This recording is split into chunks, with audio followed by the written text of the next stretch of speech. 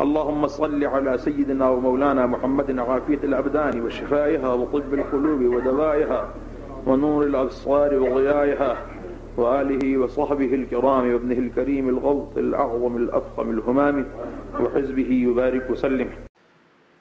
واہ کیا مرتبہ اے غوث ہے بالا تیرا، اونچے اونچوں کے سروں سے قدم اعلیٰ تیرا، سر بھلا کیا کوئی جانے کہ ہے کیسا تیرا، اولیاء ملتے ہیں آنکھیں وہ ہے تلوا تیرا، نبوی می علوی فصل بطولی گلشن، حسنی پھول حسینی ہے مہکنا تیرا، تیری سرکار میں لاتا ہے رضا اس کو شفیع جو میرا غوث ہے اور لاڈلا بیٹا تیرا، مجھ کو رسوا بھی اگر کوئی کہے گا تو یوں ہی کہ وہی نہ وہ رضا بندہ رسوا تیرا، میری قسمت کی قسم کھائیں سگانے بغداد، ہند میں بھی ہوں تو دیتا رہوں پہرا تیرا۔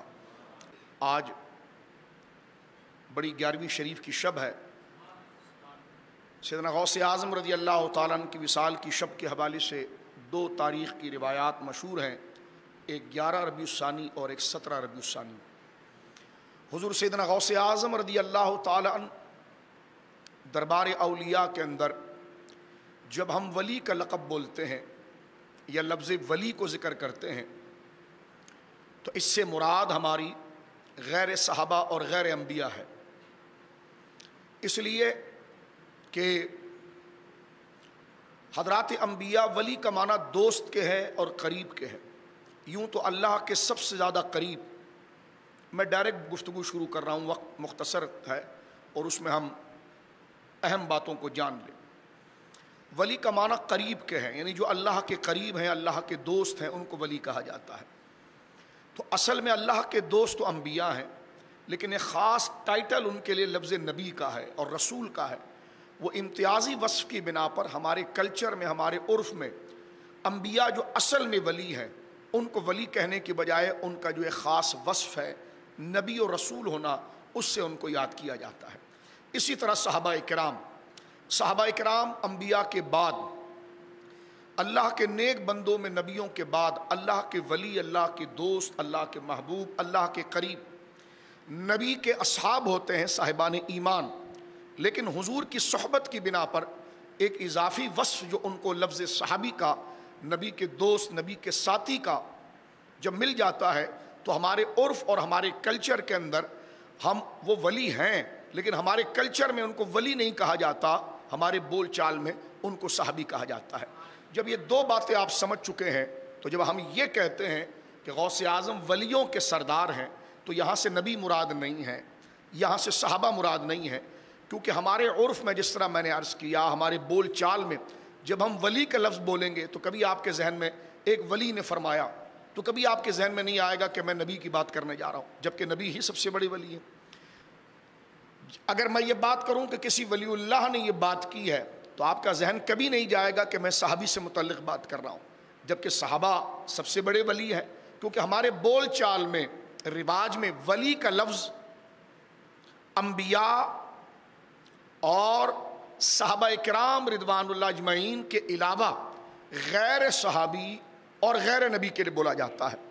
غوث اعظم کے لیے جب یہ لفظ بولا جاتا ہے کہ آپ ولیوں کے ولی ہیں اور پیروں کے پیر ہیں تو کچھ ذہن اس بات کو سمجھ نہیں پاتے، یا سمجھنے کے باوجود ایک الجھاؤ پیدا کرنے کے لیے کہ آپ کا قدم، جو حضرت غوث پاک کا یہ قول مبارک ہے جو طریقت میں تواتر کے ساتھ آیا ہے کہ قدمی ہاذہ علی رقبۃ کل ولی اللہ، کہ میرا یہ دایاں قدم، حضرت غوث اعظم کا یہ قول مبارک جو رب کے حکم سے آپ نے بیان فرمایا، اور تصوف کے اندر متواتر اجلہ صوفیہ نے اس قول کو مانا ہے۔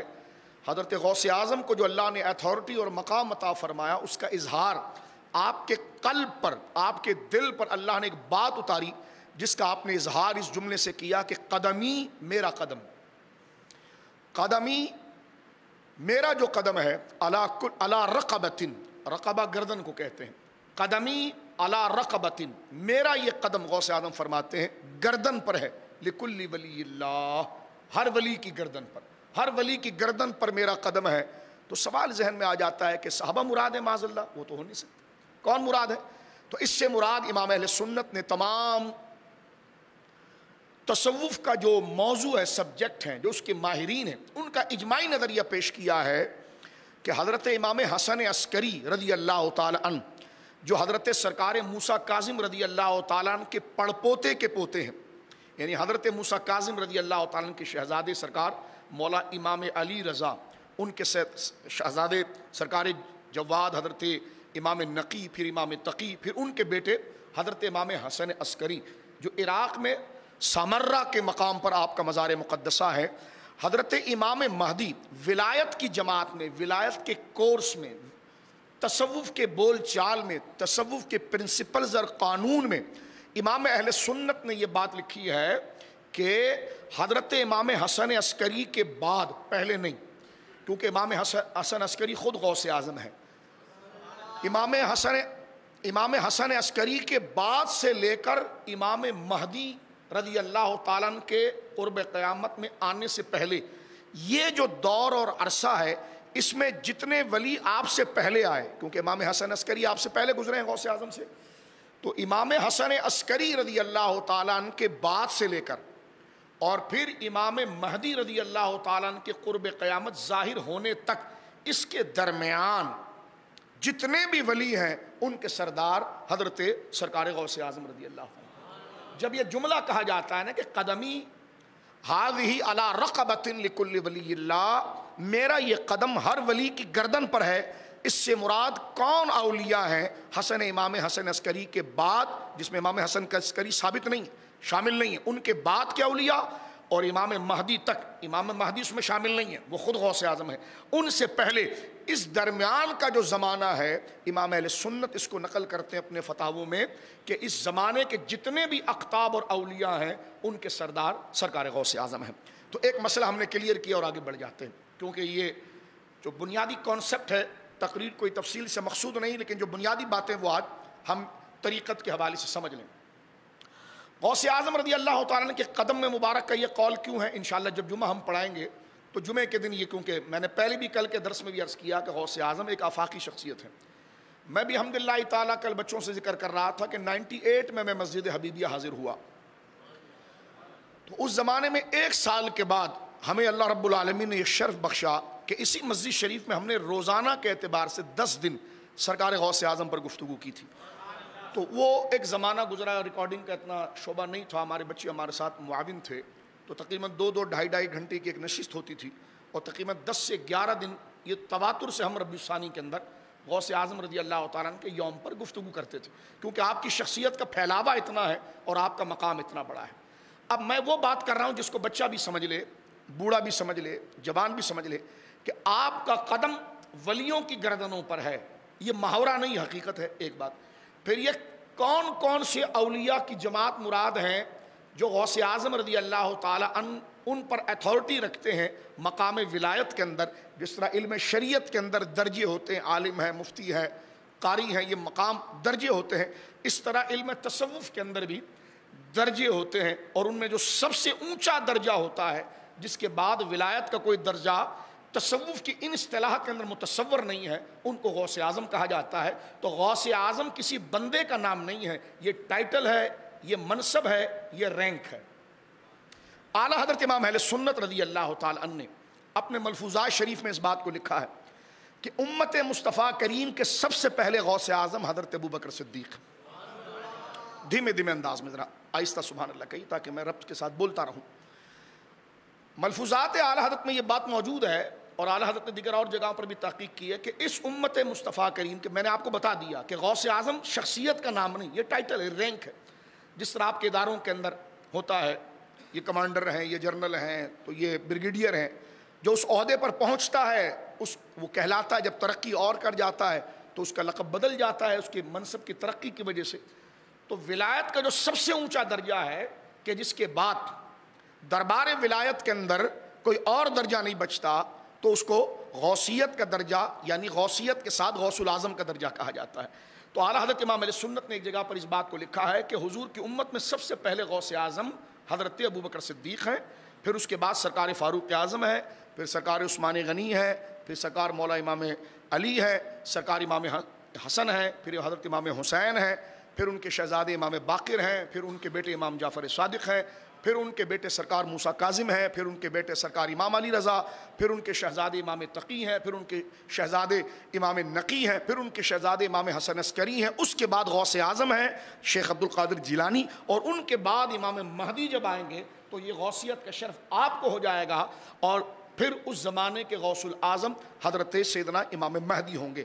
یہ ایک ترتیب قانون کی میں نے آپ کے سامنے ذکر کر دی، تاکہ جس سبجیکٹ کو ہم ڈسکس کرنے جا رہے ہیں، ہر سبجیکٹ کے اپنے رولز ہوتے ہیں، اپنے پرنسپلز ہوتے ہیں، اپنے اصول ہوتے ہیں، اپنی ٹرمز ہوتی ہے، اپنی اصطلاح ہوتی ہے، تو تصوف اور روحانیت کا جو درجہ ہے اس میں غوثیت کا یہ منصب ہے، اور حضرت سرکار غوث اعظم رضی اللہ تعالیٰ عنہ کا یہ مقام اور یہ مرتبہ ہے۔ اس کے بعد جہاں ہم نے اس چیز کو سمجھ لیا کہ غوث اعظم رضی اللہ تعالیٰ عنہ درجہ ولایت کے اندر یہ مرتبہ رکھتے ہیں، میں نے کل آپ کی خدمت میں عرض کیا آپ کا دور مبارک 5ویں صدی ہجری ہے، یعنی آپ کی پیدائش ہو رہی ہے 5ویں صدی میں، یعنی 470 ہجری، اور آپ کا وصال ہو رہا ہے 561 ہجری میں، تو یہ عمر شریف غوث اعظم کی 91 سال بنتی ہے۔ بعض علماء نے جو ہے 570 اور 470 اور 560 ہجری لیا ہے، تو اس سے آپ کی عمر شریف 90 سال ہوتی ہے، تو یہ دو قول ہے آپ کے لیے، 560 ہجری اور 561 ہجری، تو 470 آپ کی ولادت ہے، تو اس اعتبار سے سرکار غوث اعظم رضی اللہ تعالیٰ عنہ کی عمر شریف 91 ایئر، ایک قول کے مطابق 90 ایئر بنتی ہے۔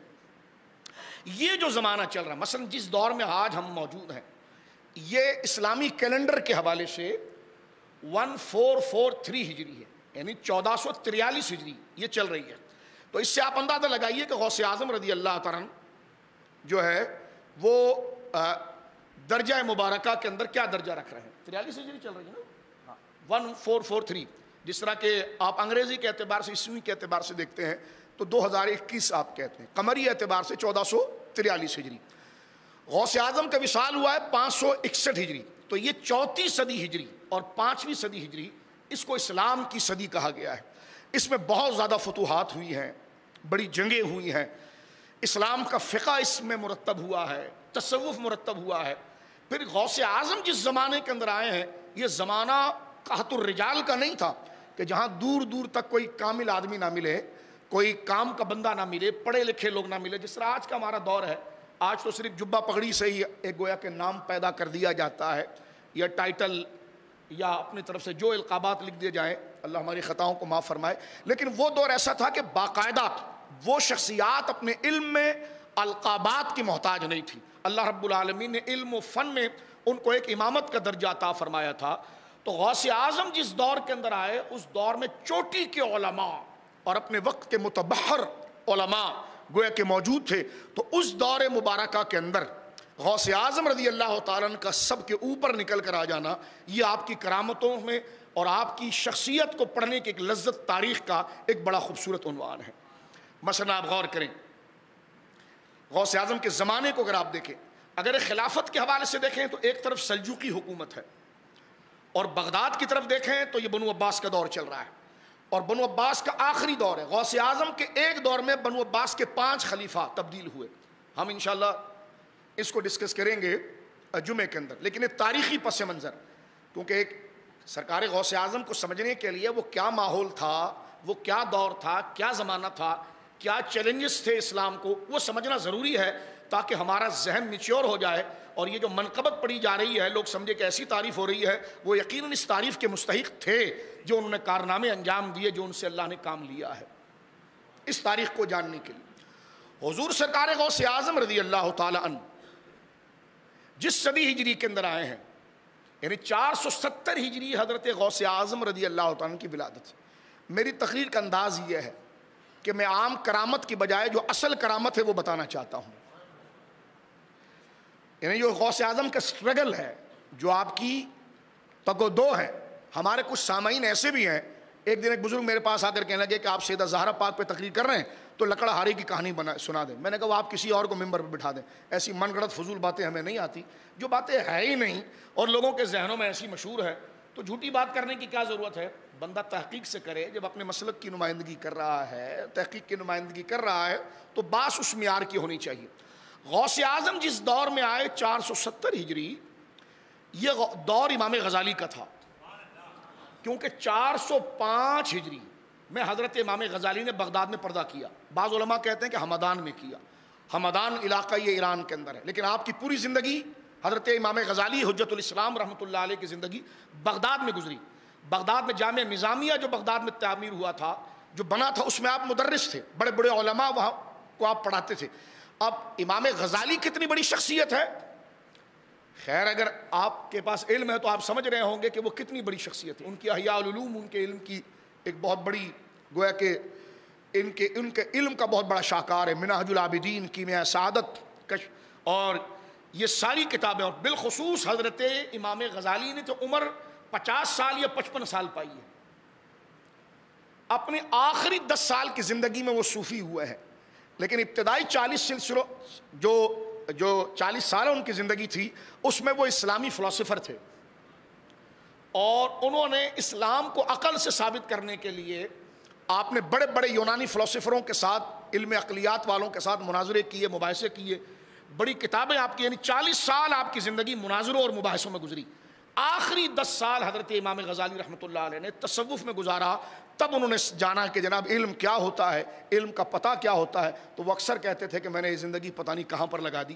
لیکن وہ زندگی بھی جو امام غزالی کی گزری ہے وہ کمال کی گزری ہے. جب ہم امام غزالی کا کبھی عرس کریں گے تو آپ کو بتائیں گے کہ جو علم فلسفہ ہے جس کے آپ ماہر تھے، اور علم عقلیات کے آپ امام تھے. اس دور میں یونانی فلسفر اپنی عقلیات سے اسلام کی تعلیمات پر عقلی اعتراضات قائم کر رہے تھے، اور اپنی مادی ذہن سے اسلام پر یہ کیسے ہو سکتا ہے، وحی کیسے اتر سکتی ہے، نبی کیسے ہو سکتا ہے، خدا اس سے کیسے بات کر سکتا ہے، آسمان پر دروازے کیسے ہو سکتے ہیں، جنت اوپر کیسی ہو سکتی ہے.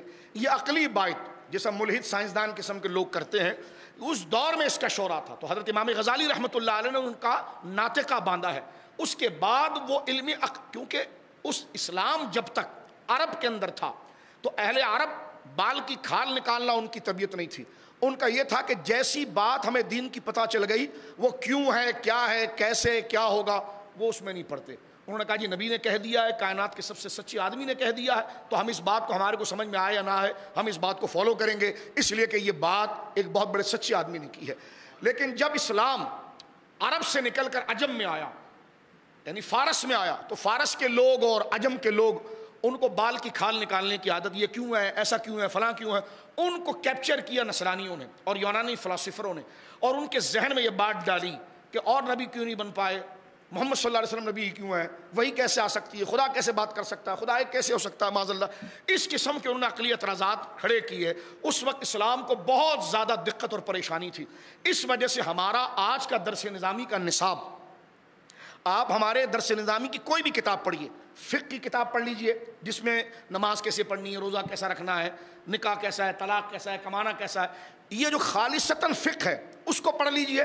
یا آپ آ جائیے تو اصول فقہ پڑھ لیجئے. اس میں بھی منطق کی اصطلاحیں آ گئی ہیں، اور منطق اتنا لازم ہو. اس کی وجہ یہ تھی کہ ہمارے علماء نے اسلام کے لیکچر کو اور اس کے پورے نصاب کو دوبارہ تبدیل کیا، تاکہ ہمارا بچہ مدرسے سے پڑھ کر اگر جائے تو سامنے باہر جو چیلنج موجود ہیں وہ اپنے دین کو سمجھانے میں عقلی طور پر کیسے باشعور ہوگا. تو پھر پورا علم منطق، علم فلسفہ، علم شریعت کے اندر داخل کیا گیا، اور علم شریعت کو علم فلسفے کے درمیان ثابت کیا گیا. اس لیے آج بھی جو ہمارے طالب علم منطق نہیں پڑھتے یا فلسفہ نہیں پڑھتے، ان کو اصول فقہ کی وہ ترتیبیں سمجھ میں نہیں آتی. تو یہ 1000 سال سے یہ سلسلہ چلتا رہا. تو آگے یعنی عقلیات کے طوفان کے سامنے جس نے بند باندھا اور مسلمانوں کے دلوں کو شک سے پاک کیا، اس میں امام غزالی کا نام ہے، امام فخر الرازی کا نام ہے، اور سرکار غوث اعظم کا نام ہے.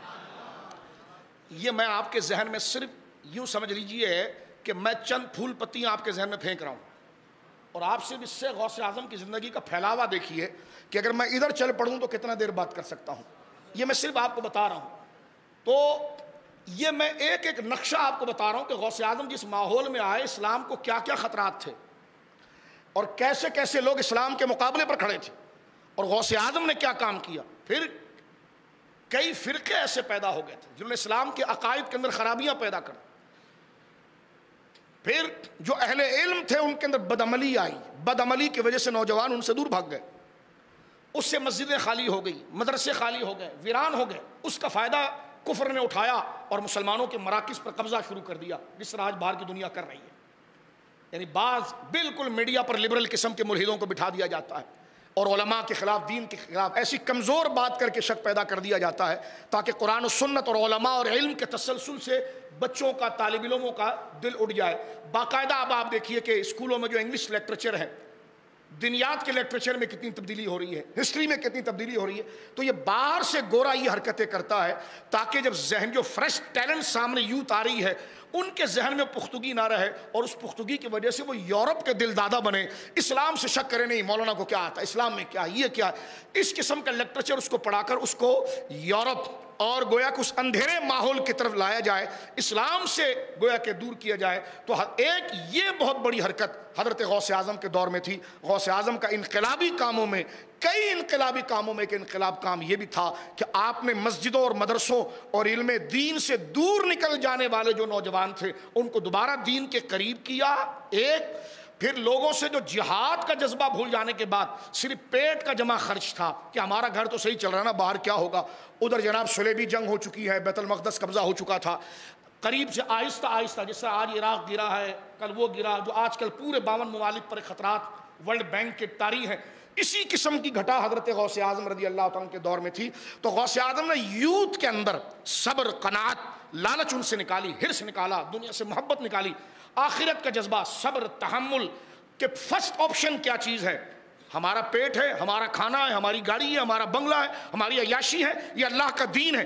اللہ کے دین کی فکر کو آپ نے ابھارا. پھر ایسا عظیم ماحول بنا کہ جن کی معاونت حضرت سلطان صلاح الدین ایوبی کے ساتھ ہوئی اور پھر وہ لشکر تیار ہوا, وہ قوت پیدا ہوئی جس نے صلیبیوں کو اور فرنگیوں کو پیچھے دھکلا. اور اس کے بعد قبلہ اول بھی سرکار غوث اعظم کے مزار مبارک میں جانے کے بعد 583 ہجری کے اندر حضرت سلطان صلاح الدین ایوبی نے آزاد کیا.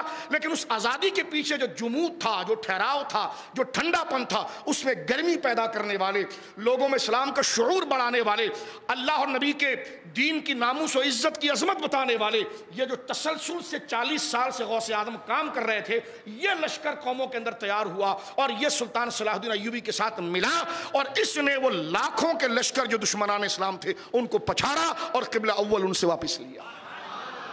یہ ایک الگ پہلو ہے غوث اعظم کی ذات, یعنی باعتبار سیاسی, باعتبار امام انقلاب, یہ ایک الگ پہلو ہے سرکار غوث اعظم رضی اللہ تعالیٰ کے دور کا. اب آ جائیے اس موضوع کی طرف. مشکل تو نہیں لگ رہا, لیکن ظاہر سی بات ہے ان چیزوں کو سمجھے بغیر ہم کیسے تقریر کر سکتے ہیں. ہمارا ضمیر بھی ہمیں ملامت کرے گا. وہ عام بابا سمجھ رہا ہے غوث اعظم کو. غوث اعظم رضی اللہ تعالیٰ اپنے وقت کے امام انقلاب ہے, ایک رہبر اور ایک مقتدا, ایک مسیحا میں ڈوبتے لوگوں کو بچانے کی جتنی صلاحیت ہونی چاہیے نا, غوث اعظم ان میں بدرجہ اتم سب سے اونچے درجے پر تھے.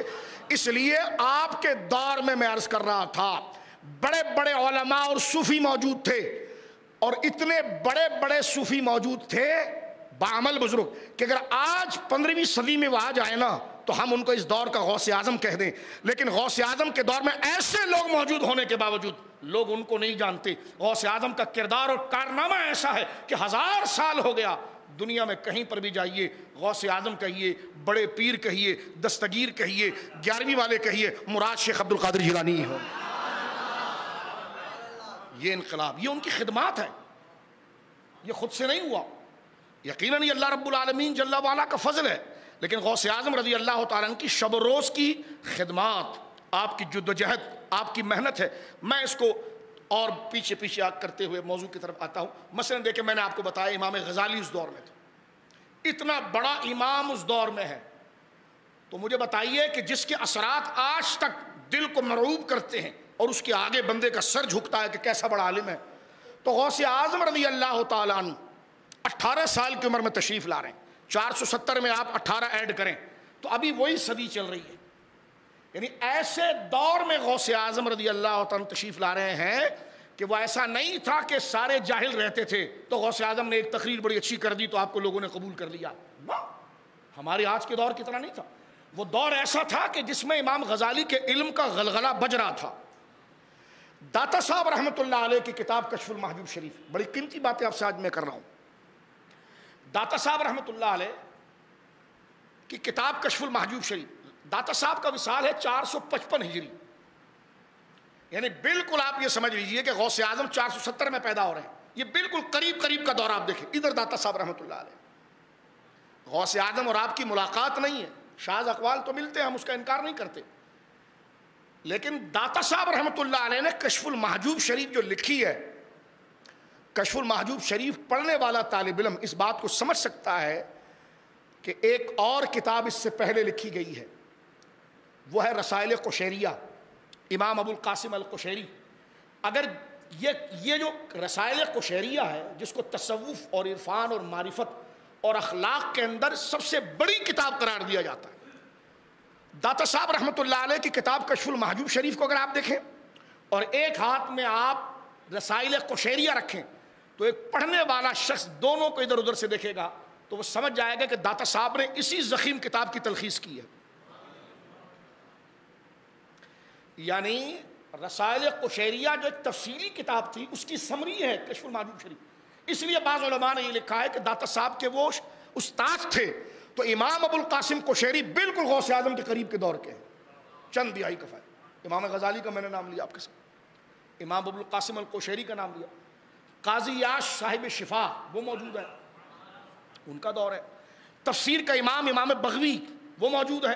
میں کس کس کا نام آپ کے سامنے لوں میرے دوستو؟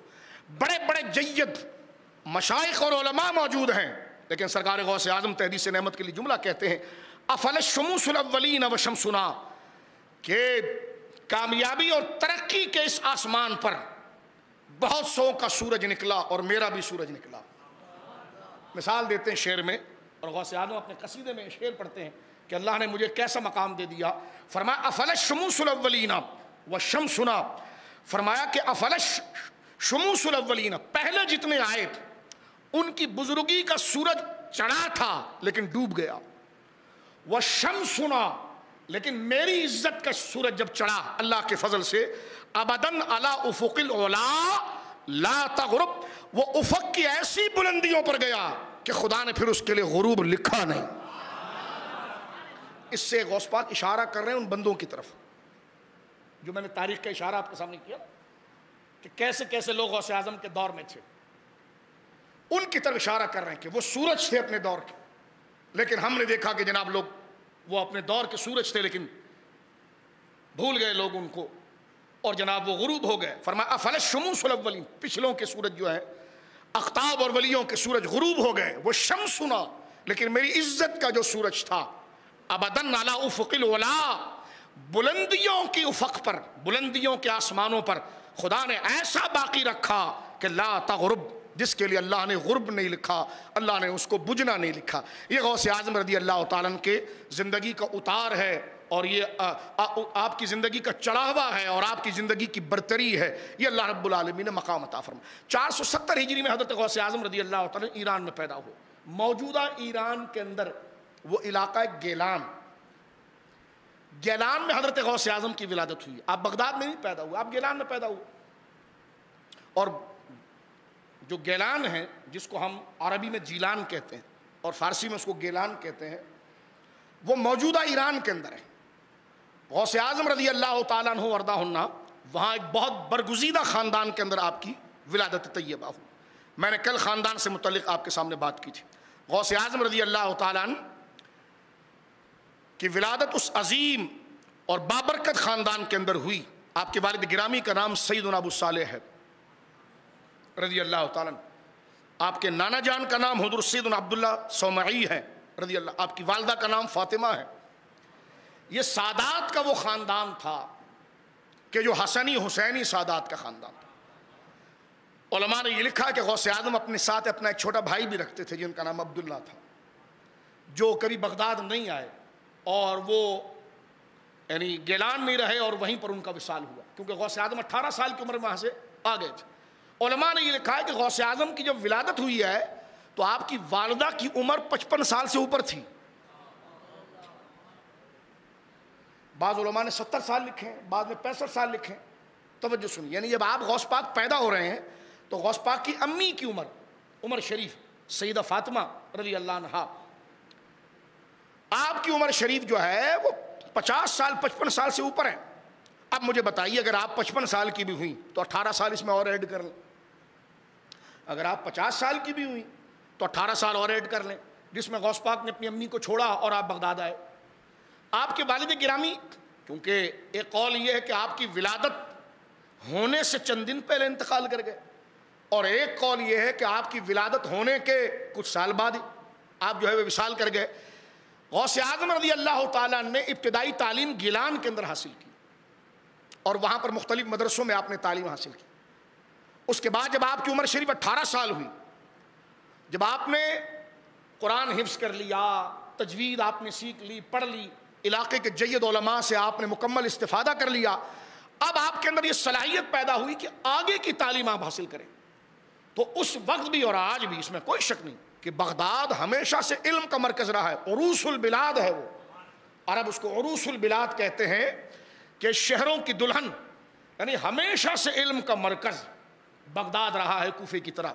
تو بغداد اس وقت علم کا مرکز تھا، وہاں بڑے بڑے علماء موجود تھے، بڑے بڑے صوفیہ موجود تھے۔ تو امی جان نے اپنی خرچے میں سے جو قطیر رقم بنتی تھی، جس کو 100 اشرفی بھی کہا گیا ہے، 40 اشرفی بھی کہا گیا، وہ حضرت غوث اعظم کے حوالے کیے اور فرمایا کہ بیٹا جاؤ اور آگے کی تعلیم حاصل کرو اور دین کی حفاظت کے لیے اپنے آپ کو تیار کرو۔ میں ادھر ہی رک جانا چاہتا ہوں۔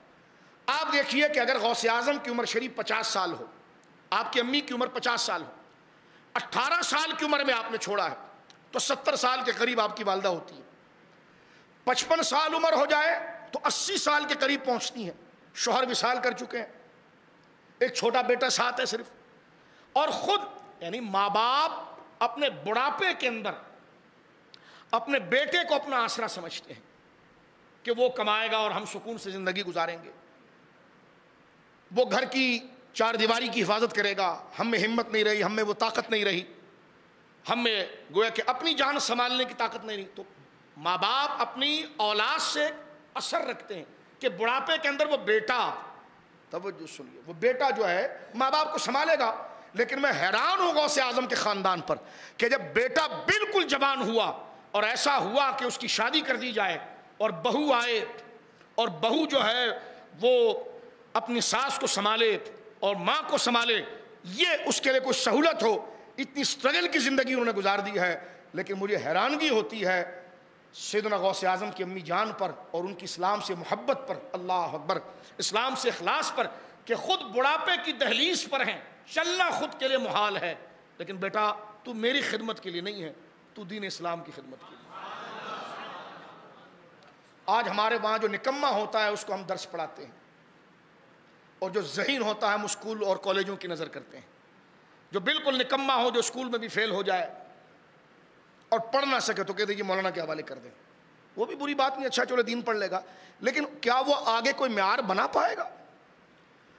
اسکول پڑھنا منع نہیں، ہمارے بچے بھی پڑھتے ہیں، لیکن اس سے عصری اعتبار سے بندہ ایک پلاننگ ذہن کے اندر رکھے کہ یہ علم بھی اگر وہ حاصل کر رہا ہے تو آگے چل کر اسے دین کا علم سکھایا جائے گا، تاکہ اس علم کو، عصری کالج یونیورسٹی کے علم کو وہ ٹولز کے طور پر استعمال کرے اور اس کے ذریعے قرآن و سنت کو آگے بڑھائے، دین کو آگے بڑھائے۔ غوث اعظم رضی اللہ تعالیٰ کی زندگی کے ہزاروں واقعے اور ایک ایک واقعے پر گھنٹوں تقریر ہو سکتی ہے۔ میں صرف یہ کہتا ہوں آپ اندازہ لگائیے سیدنا غوث اعظم کی امی کے اس عمل پر کتنی دیر گفتگو ہو سکتی ہے کہ اللہ رب العالمین نے ان کو کیسا دین کا جذبہ اور کیسا مجاہد بنایا تھا۔ کیوں نہ ہو وہ امام حسین کی بیٹی تھی،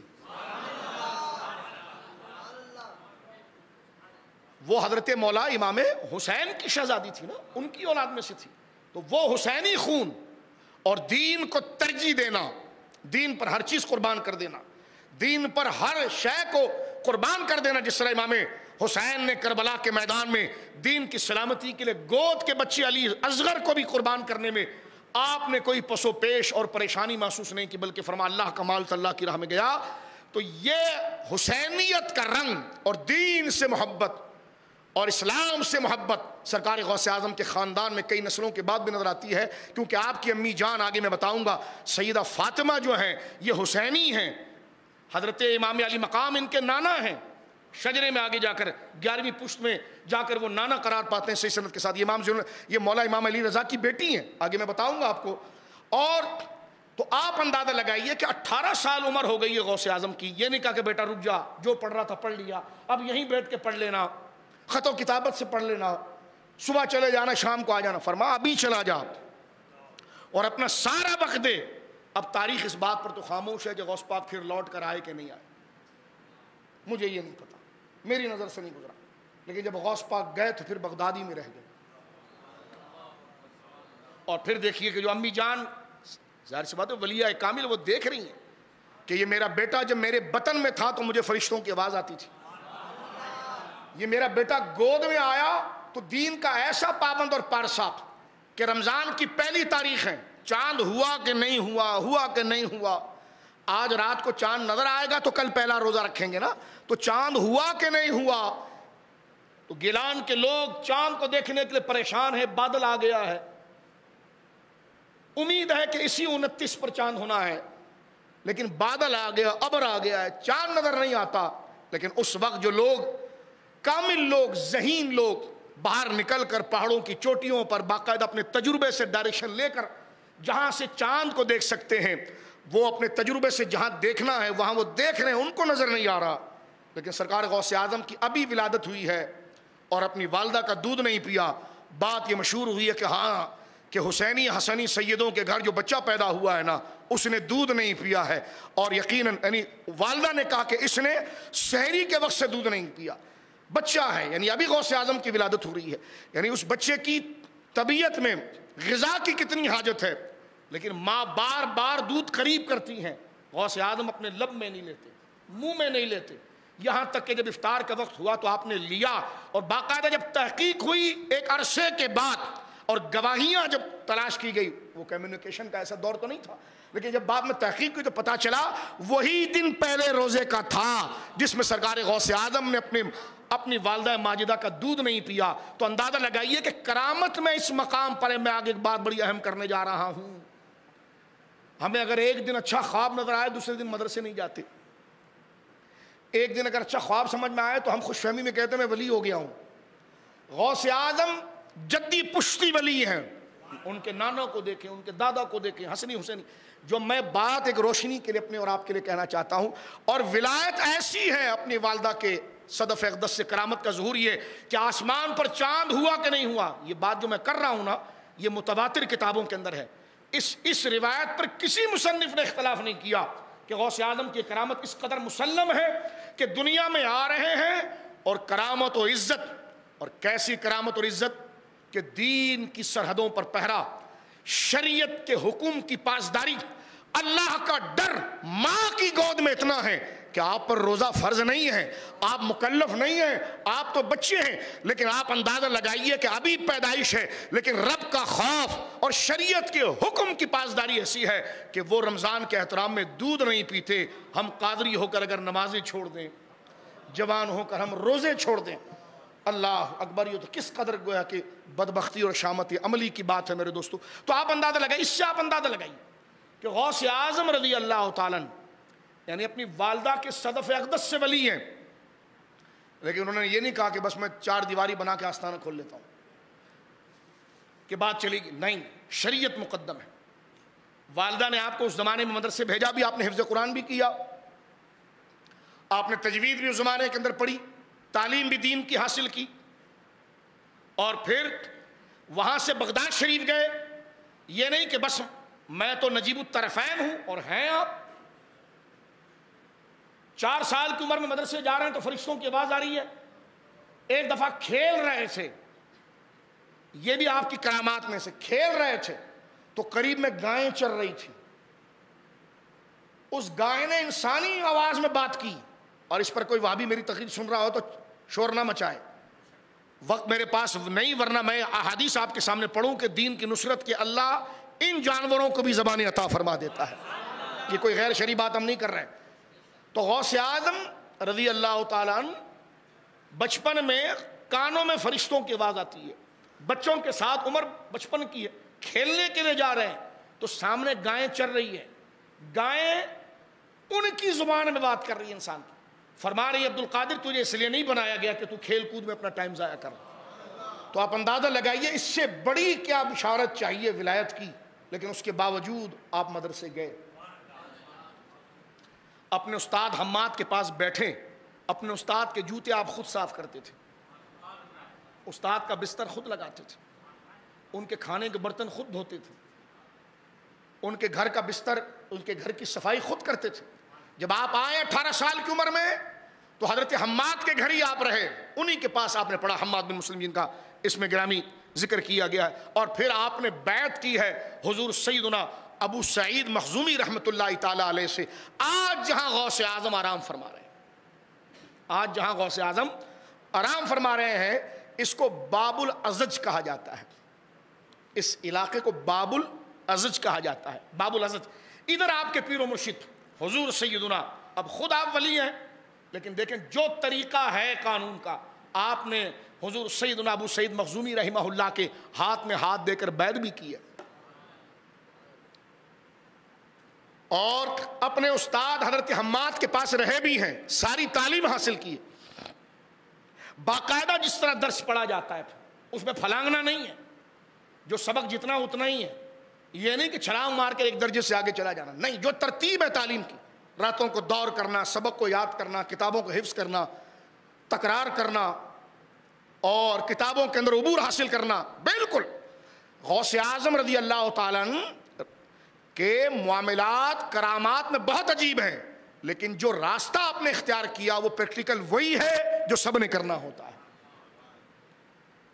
یہ بات میں اس لیے کر رہا ہوں کہ غوث اعظم کی کرامات جو بیان کی جاتی ہے وہ شرف کی بات ہے, لیکن کبھی کبھی یوں لگتا ہے کہ جیسے ہمارا اور غوث پاک کے درمیان بڑا گیپ آ گیا ہے.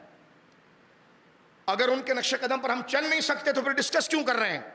ان کے مقام و مرتبہ ہے, لیکن غوث اعظم کی زندگی ایسی گزری ہے جیسے ایک مدرسے کے طالب علم کی گزرتی ہے, اور آپ نے اپنی پوری زندگی ایسے گزاری ہے جیسے ایک مدرسے کا شیخ الحدیث گزارتا ہے, ایک مدرسے کا مفتی گزارتا ہے. میں کلیتاً تشبیہ نہیں دے رہا, ان کے معیار کا کون مفتی ہوگا, لیکن میں درسی اور اسبابی طریقے بتا رہا ہوں. غوث اعظم رضی اللہ تعالیٰ نے اپنے استاد کے مدرسے میں بڑی قیمتی باتیں جو تاریخ میں دبی رہ جاتی ہے, آج میں وہ کھول رہا ہوں آپ کے ساتھ. اس اینگل سے کبھی غوث اعظم کو دیکھیں, اس پر بھی یہ بھی وہ تقریریں ہیں جو سننا اس دور کے اندر لازم ہے.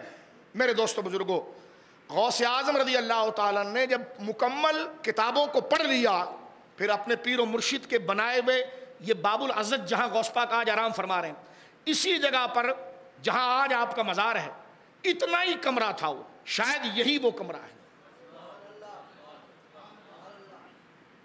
جو چھوٹی سی 4 دیواری آپ کے پیر و مرشد نے مدرسہ بنایا تھا کہ علاقے کے بچے آئیں گے, ان کو آپ نے دین پڑھانا ہے. غوث اعظم نے پڑھانا شروع کیا. آپ نے تقریر نہیں کی, پہلی تقریر آپ نے اپنی زندگی کی 55 سال میں کی, اور ایک روایت میں آتا ہے 58 سال میں کی. درود پاک پڑھی ذرا, بیٹا یہ بند کرو, درود پاک. یعنی آپ غور کیجئے, پہلی تقریر حضور سیدنا غوث اعظم کی, جو بولنا تھا میں نے بول دیا, آپ توجہ میری طرف رکھیں, آپ سے کلام نہیں ہو رہا, وہ آپ سے یہ کلام ہو رہا. تو غوث اعظم رضی اللہ تعالیٰ نے 55 سال یا 58 ایئرز آپ نے تبلیغ کی ہے, 35 سال یا 38 سال آپ کے واعظ کی زندگی ہے, 40 سال کے قریب. اس سے پہلے آپ نے ریاضتیں کی ہیں, مدرسہ پڑھایا ہے, اور باب الازج میں جو مدرسہ آپ نے پڑھایا تو آپ کو اللہ نے علم کا, ظاہر سی بات ہے طالب علم دیکھتا ہے یہ کتاب کون سا استاد اچھا پڑھا سکتا ہے اور کون اچھا سمجھا سکتا ہے. آج علم سے دوستی نہیں رہی, ڈگریوں کے, جلدی سے بس واسکٹ پہن کر مفتی لقب لگانا ہے, جلدی سے بس ڈگری پکڑ لینی ہے. ہمیں ڈگری اور سند پر ناز ہو گیا, کتابیں ویسی رہ گئی. کتابیں آتی کچھ بھی نہیں, علم آتا کچھ بھی نہیں, بس پہلے جی ہم نے پڑھ لیا تو کتاب کھولو تو آتا کچھ بھی نہیں. وہ دور ایسا نہیں تھا, وہ دور یہ تھا کہ ڈگریوں کی ضرورت نہیں, کتاب جو ہے وہ سمجھ میں آئے کہ اس میں ہے کیا. آج بھی افغانستان کے اندر علماء ایسے ہیں, جیسا ہمارے مدرسے نظامی ہے نا کہ نحو بھی پڑھ رہے ہیں, صرف بھی پڑھ رہے ہیں, ادب بھی پڑھ رہے ہیں, وہ ایسا نہیں پڑھتے. وہ ایک کتاب پکڑ لیتے ہیں, مثلا گرامر کی ایک کتاب نحو پکڑ لی. افغانستان میں پڑھنے کا طریقہ یہ رہا ہے, پھر وہ 8 سال صرف نحو پڑھے گا, بس اس فن کی جتنی کتابیں سب پڑھ لے, اس کے بعد وہ صرف پر آئے گا, اس کے بعد جناب وہ ادب پر آئے گا اس پر. اس لیے وہ علم کی اتنی پختگی ہے. آج آپ دیکھیں کہ ہم 9 سبجیکٹ ایک وقت سے پڑھتے ہیں, 40 منٹ کے پیریڈ لیتے ہیں, وہ 9 کے 9 ہی کوئی سمجھ میں نہیں آتے, اور وہ بھی صرف نمبرنگ سے پیپر پاس کرنے کی غرض سے پڑھتے ہیں. یہ نہیں کہ ہمیشہ اس کو رکھنا ہے اپنے پاس, اس لیے سے تو پڑھتے ہی نہیں. بس ابھی پڑھ لو, یہ یاد ہو جائے اور پیپر ہمارا کلیئر ہو جائے, اس کے بعد کیا پڑھا تھا اس کو علم نہیں کہتے, اس کو بے برکتی کہتے ہیں. غوث اعظم رضی اللہ تعالیٰ عنہ کتابوں کے پڑھانے میں مہارت ایسی تھی کہ ملک شام, مصر, دور دراز سے کشا قافلے, عوام نہیں علماء جو علم کے ماہر تھے, وہ غوث اعظم کے پاس آ کر دوبارہ وہ کتابیں پڑھتے. ہجوم اتنا ہو گیا تھا, توجہ سے سنیے آپ, ہجوم غوث اعظم رضی اللہ تعالیٰ عنہ کے مدرسے کا اتنا ہو گیا تھا کہ وہ تو چھوٹا سا ادارہ تھا, وہ تو تنگ پڑ گیا. غوث اعظم کے قریبی چند مرید تھے, اللہ نے ان کو بڑا پیسہ دیا تھا. غوث اعظم بھی نے کا کاروبار تھا. آپ نے 5 یا 6 یا 7 مریدوں کے ایک اوقاف بنائی. ان سے کہا تم اپنی زکوٰۃ اکٹھا کرو, اپنے صدقات اکٹھا کرو, اپنا چندہ اکٹھا کرو. اس کے ذریعے غوث پاک نے اس جو حجرہ جو آپ کے پیر و مرشد نے آپ کو دیا تھا, توجہ سنیے, بڑے سونے کے پانی سے لکھنے کی باتیں ہیں, یہ 11ویں کی رات میں کی جا سکتی ہے میرے دوستو, اور اس کو یاد رکھنے کی نیت سے ہمیشہ یاد رکھیں. یہ تاریخ میں آپ کو بتا رہا ہوں, ان کی زندگی کی بالکل سچی تاریخ اور کہانی آپ کو بتا رہا ہوں. جس حجرے میں آپ, جو استاد نے یوں سمجھ لیے 10x10 کا حجرہ ہے جو آپ کے پیر و مرشد نے مدرسے کے لیے بنایا تھا, جب وہ تنگ پڑ گیا, اس کا صحن بھر جاتا تھا, کمرہ اندر سے فل ہو جاتا تھا, تو غوث اعظم نے اپنے چند مریدوں کو جو مالدار تھے, 6-8 مریدوں کے ایک اوقاف بنائی, ایک کمیٹی بنائی. ان سے کہا کہ جناب ایک بندہ خزانچی بن جائے, وہ زکوٰۃ بھی جمع کرے, صدقہ بھی جمع کرے, خیرات جمع کرے. تو قریب کے مکانات پھر خریدنا شروع کیے, اور پھر اس مدرسے کی دیوار کو شہید کر کے اس کو کشادہ کیا. اس کو غوث اعظم نے کشادہ کیا, اور ایک بڑا سا ادارہ اور ماحول بنا. اور اس دور میں ایک جملہ ہے تو جمعے کی تقریر کا, لیکن اس تسلسل پر چل پڑا ہے تو میں آپ کو بتا دوں کہ اس دور میں صلیبیوں نے مصر پر حملہ کر لیا تھا. طرابلس کا علاقہ, مصر کا علاقہ, فلسطین کا علاقہ, مسلمانوں کو مار مار کے حال خراب کر دیا تھا. اس وقت سارے بادشاہ عیاشیوں میں لگے تھے جس طرح آج لگے ہوئے, لیکن غوث اعظم رضی اللہ تعالی عنہ وہ اپنی تجوری بھرنے والا پیر نہیں تھا. آپ کی زندگی کے کتنے انقلابات آپ دیکھیے, میں جو بات کر رہا ہوں آپ کہیں گے یہی انقلاب ہے, یعنی ایسی عظیم شخصیت ہے. غوث اعظم کو پتا چلا کہ جناب عیسائیوں نے حملہ کر دیا ہے مصر پر, مصر ہو گیا, سوڈان ہو گیا, طرابلس کا علاقہ ہو گیا, فلسطین کا علاقہ ہو گیا, وہاں مسلمانوں کو بے دریغ مار دیا گیا, وہاں عورتیں بیوہ ہو گئی, بچے یتیم ہو گئے. غوث پاک نے اپنے مریدوں کی کمیٹی کا اجلاس بلایا, فرمایا جناب مکانات کو وسیع کرو, اور وہاں اپنے نمائندے خدام بھیجے, کہا وہاں لسٹیں بناؤ, کتنے مسلمان خواتین بیوہ ہیں, کتنے بچے یتیم ہیں, کتنے مسلمان بے سہارا ہیں, ان کی لسٹیں لائی گئی. بغداد میں غوث پاک, جہاں مدرسہ قادریہ میں جس جگہ پر آپ آج غوث پاک جہاں قبر مبارک ہے, اس جگہ بیٹھ کر آپ درس حدیث پڑھاتے تھے. بالکل یہ وہی حجرہ ہے جو بعد میں کشادہ کر کے گرد و نواح میں پورا یہ محلہ مکانات کی صورت میں خرید کے یونیورسٹی, ایک باغ کئی ایکڑوں پر بنا دیا گیا تھا. غوث پاک کے پاس جب لسٹ آ گئی کہ جناب اتنے لوگ ہیں, ان کی رہائش کے انتظامات کیے, باقاعدہ پھر سواریاں بھیجی گئیں بڑے اکرام کے ساتھ. ان مسلمان عورتوں کو, ان بچوں کو طرابلس سے, مصر سے, فلسطین سے, ان علاقوں سے لایا گیا, اور جو بوڑھے تھے ان کے لیے رہنے کا الگ انتظام کیا گیا, ان کے لیے لنگر خانہ الگ تھا, مسجد بنا دی گئی تھی, جو بچے تھے ان کو مدرسوں میں شامل کیا. یہ ہے درد دل رکھنے والا شیخ عبد القادر جیلانی غوث اعظم. میں کیا کیا بتاؤں میرے دوستوں, غوث اعظم کو بندہ پڑھتا ہی رہے. اور اگر آپ کہیں جو تقریر میں نے کرنی تھی نا وہ تو میں نے شروع ہی نہیں کی, یہ صرف ایک تعارف آ رہا ہے کہ کیا کیا نہیں کیا غوث اعظم. ان یتیم بچوں کو آپ نے خود پڑھایا, ان بیواؤں کے لیے آپ نے مکانات بنائے, ان بوڑھوں کے لیے آپ نے مکانات بنائے, ان میں سے جو قرآن پڑھے ہوئے نہیں تھے ان کے لیے قاری رکھے, خواتین کے لیے مدرسائیں رکھی جو آپ کی مریدنیاں تھیں اور جو آپ کے پڑھے ہوئے آپ کی بیٹیوں سے جو پڑھی ہوئی تھی. اللہ نے اولاد بھی غوث اعظم کو بہت عطا فرمائی. تو یہ پورا علاقہ آپ دیکھیں, غوث اعظم یہیں صحیح فرمایا گیا جو فارسی کا شعر ہے, نبوت اور غوث اعظم کی ولایت میں زمین و آسمان سے زیادہ فرق ہے. حضور غوث اعظم رضی اللہ تعالیٰ سرکار کی امتی ہیں, سرکار خاتم النبیین ہے, لیکن فارسی کا وہ شعر جس کا خلاصہ یہ نکلتا ہے کہ جس طرح حضور کی وجاہت اور قدر انبیاء کے درمیان ہے، اس طرح غوث اعظم کی وجاہت ولایت کے درمیان ہے، کہ جو آپ نے کام کر کے دکھائے، جو یہ وہ کام ہے جو اصل کرامت ہے غوث اعظم رضی اللہ۔ میں ایک بات بتاؤں، آپ تبلیغ کرتے تھے اور لوگوں کو تیار کرتے تھے کہ وہ مدارس کی امداد کریں، کیونکہ آپ کو پتا تھا آگے جو فتنہ آ رہا ہے اس کا راستہ اگر کوئی روک سکتا ہے تو مدرسہ روکے گا۔ آج FATF پر خدا کی لعنت ہو، ہمارے ملک میں کہہ رہے ہیں مدرسے کا اوقاف بنے گا۔ گورے کو پتا اگر مدرسہ زندہ ہے تو یہ پاکستانی پورے دنیا کو فتح کر سکتا ہے، کیونکہ مدرسے سے ہی غیرت مند لوگ نکلتے ہیں، جو کسی کی جان نہیں لیتے، امن کا پیغام دیتے ہیں، اور جو جان لینے والے ہوتے ہیں ان کے آگے ہمارے وزیروں کی طرح زبان ان کے جوتوں پر نہیں لگاتے، ان کا ہاتھ توڑنا بھی جانتے ہیں۔ ظالموں کا ہاتھ توڑنا بھی طلباء جانتے ہیں اور غریبوں کو سہارا دینے والا بھی جانتے ہیں۔ لہذا آج افغانستان میں دیکھیے جو طالبان کا انقلاب ہے وہ مدرسوں سے ہی آیا ہے۔ علماء کے خلاف پروپیگنڈا جو سیاسی جماعتیں کرتی ہیں، مدارس کے خلاف کرتی ہیں، یونیورسٹیوں میں کیسے کیسے خطرناک اسکینڈل آتے ہیں، اس پر کوئی اینکر بدبخت ملحد ایک پروگرام نہیں کرتا۔ یورپ کے اندر باقاعدہ ابھی عیسائی پوپ پکڑا گیا جس نے کئی ہزار بچوں کے ساتھ زیادتیاں کی۔ کتنا پروگرام چلا مجھے بتائیے، اب میں کس مردود چینل کا نام لوں جو ہمارے ملک کے اندر ہے، جو ختم نبوت کے خلاف بک بک بک بک، صحابہ کی عزت کے خلاف بک بک بک بک، نظام اسلام کے خلاف بک بک بک بک۔ میں نے کہا فیر الیکشن کراؤ، ایک سیٹ بھی اگر تم نے لے لی نا تو ہم مان جائیں۔ تو یہ پروپیگنڈا جو آج ہو رہا ہے یہ آج کا نہیں ہے، یہ ہمیشہ یہودی اور اسلام دشمن جانتا ہے کہ اسلام کی اصل رسد، اصل تعارف، انٹروڈکشن، اپنی زندگی کا مقصد نبی سے امت جڑتی ہی مدرسے کے ذریعے ہے، مسجد کے ذریعے۔ تو مسجدوں کے لیے الگ قانون لاؤ۔ اب مسجدوں کے لیے قانون پتہ ہے کیا لا رہا ہمارا ملک میں لانے کی FATF کہہ رہا ہے کہ ایک 21 گریڈ کا پینٹ شرٹ پہننے والا کھڑے ہو کر موتنے والا مسجد اور مدرسے کے اندر آئے گا اور وہ قلم چلائے گا اور اس کی مرضی ہوگی کہ جناب امام کو نکال دے یا جناب جو ہے وہ مدرسے کے بزرگ استادوں کو نکال دے، کہنے لگے جناب یہ اوقاف کا قانون ہے۔ میں نے کہا ہم بھی یہیں بیٹھے ہیں انشاءاللہ۔ یہ مدرسے ہم شراب پینے والوں کے حوالے کریں گے، یہ زانیوں کے حوالے کریں گے؟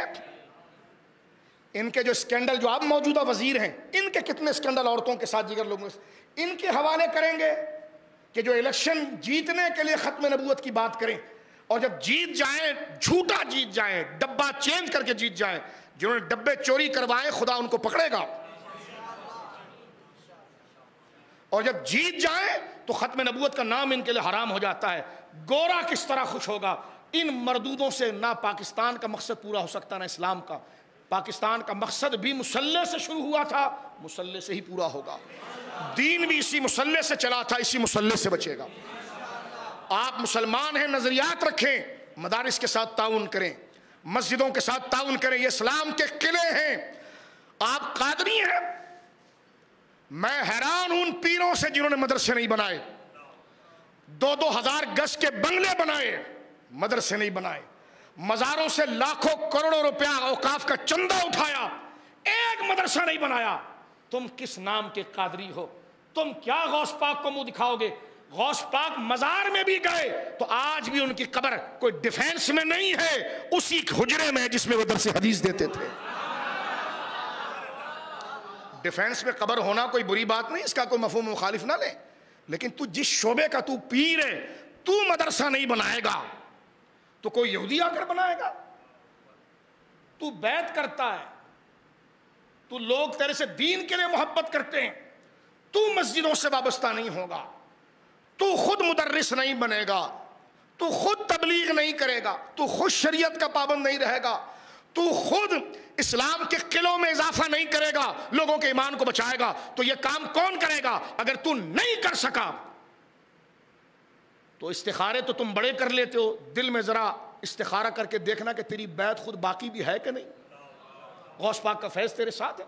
یہ تو روحانی معاملے کس کو پتہ ہے؟ اور بیعتیں کوئی ہتھوڑے سے نہیں ٹوٹتی، وہ نیتوں سے وابستہ ہوتی ہے۔ بیعت ارادے کے ساتھ ہوتی ہے، فکر کے ساتھ، آپ کی انٹینشن کے ساتھ۔ جہاں اس کے اگینسٹ گئے اسی وقت بیعت ختم۔ بیعت کے لیے آواز نہیں آئے گی ٹک کہ بیعت ٹوٹ گئی، یہ نہیں ہوتا۔ کہ ٹکر کی آواز آئی تو آپ نے کہا بیعت چلے گی. جو عہد آپ نے مرشد کے ہاتھ پر کیا تھا کہ ان عقیدوں پر رہوں گا, یہ کام کروں گا, جہاں ان عقیدوں کے خلاف ہوا بیعت گئی. اگر وہ پیر بھی ہو گیا تو اس کی بھی گئی. تو جب اس کی گئی تو آگے کیا کرے گا؟ یعنی جب کرنٹ آ ہی نہیں رہا ہے, لوڈ شیڈنگ چل رہی ہے, اگر کرنٹ آ ہی نہیں تو آگے کیا بیعت کرے گا؟ اس لیے ماحول میں اثرات نظر اس لیے نہیں آتے, مریدوں میں تاثیر نظر اس لیے نہیں آتی کہ جس کی بیعت کر رہے ہیں اس کی خود بیعت باقی نہیں ہے. الا یہ کہ واقعی میں اس دور میں جو معاشرے میں نیک اولیاء ہیں یا جو مشائخ ہیں ان کی ہم بات نہیں کر رہے. کوئی اڑتا ہوا تیر اپنی طرف لے تو ہم کیا کر سکتے ہیں؟ ہم تو 2 نمبر کی بات کر رہے ہیں. ہم تو مشائخ کی بات, ہم تو غوث پاک کے طریقے کی بات کرتے ہیں. غوث اعظم رضی اللہ تعالیٰ نے کئی کمرے ان کے لیے بنائے, اور میں ابھی آپ کو ایک واقعہ بتاؤں تو آپ ہل کر رہ جائیں گے.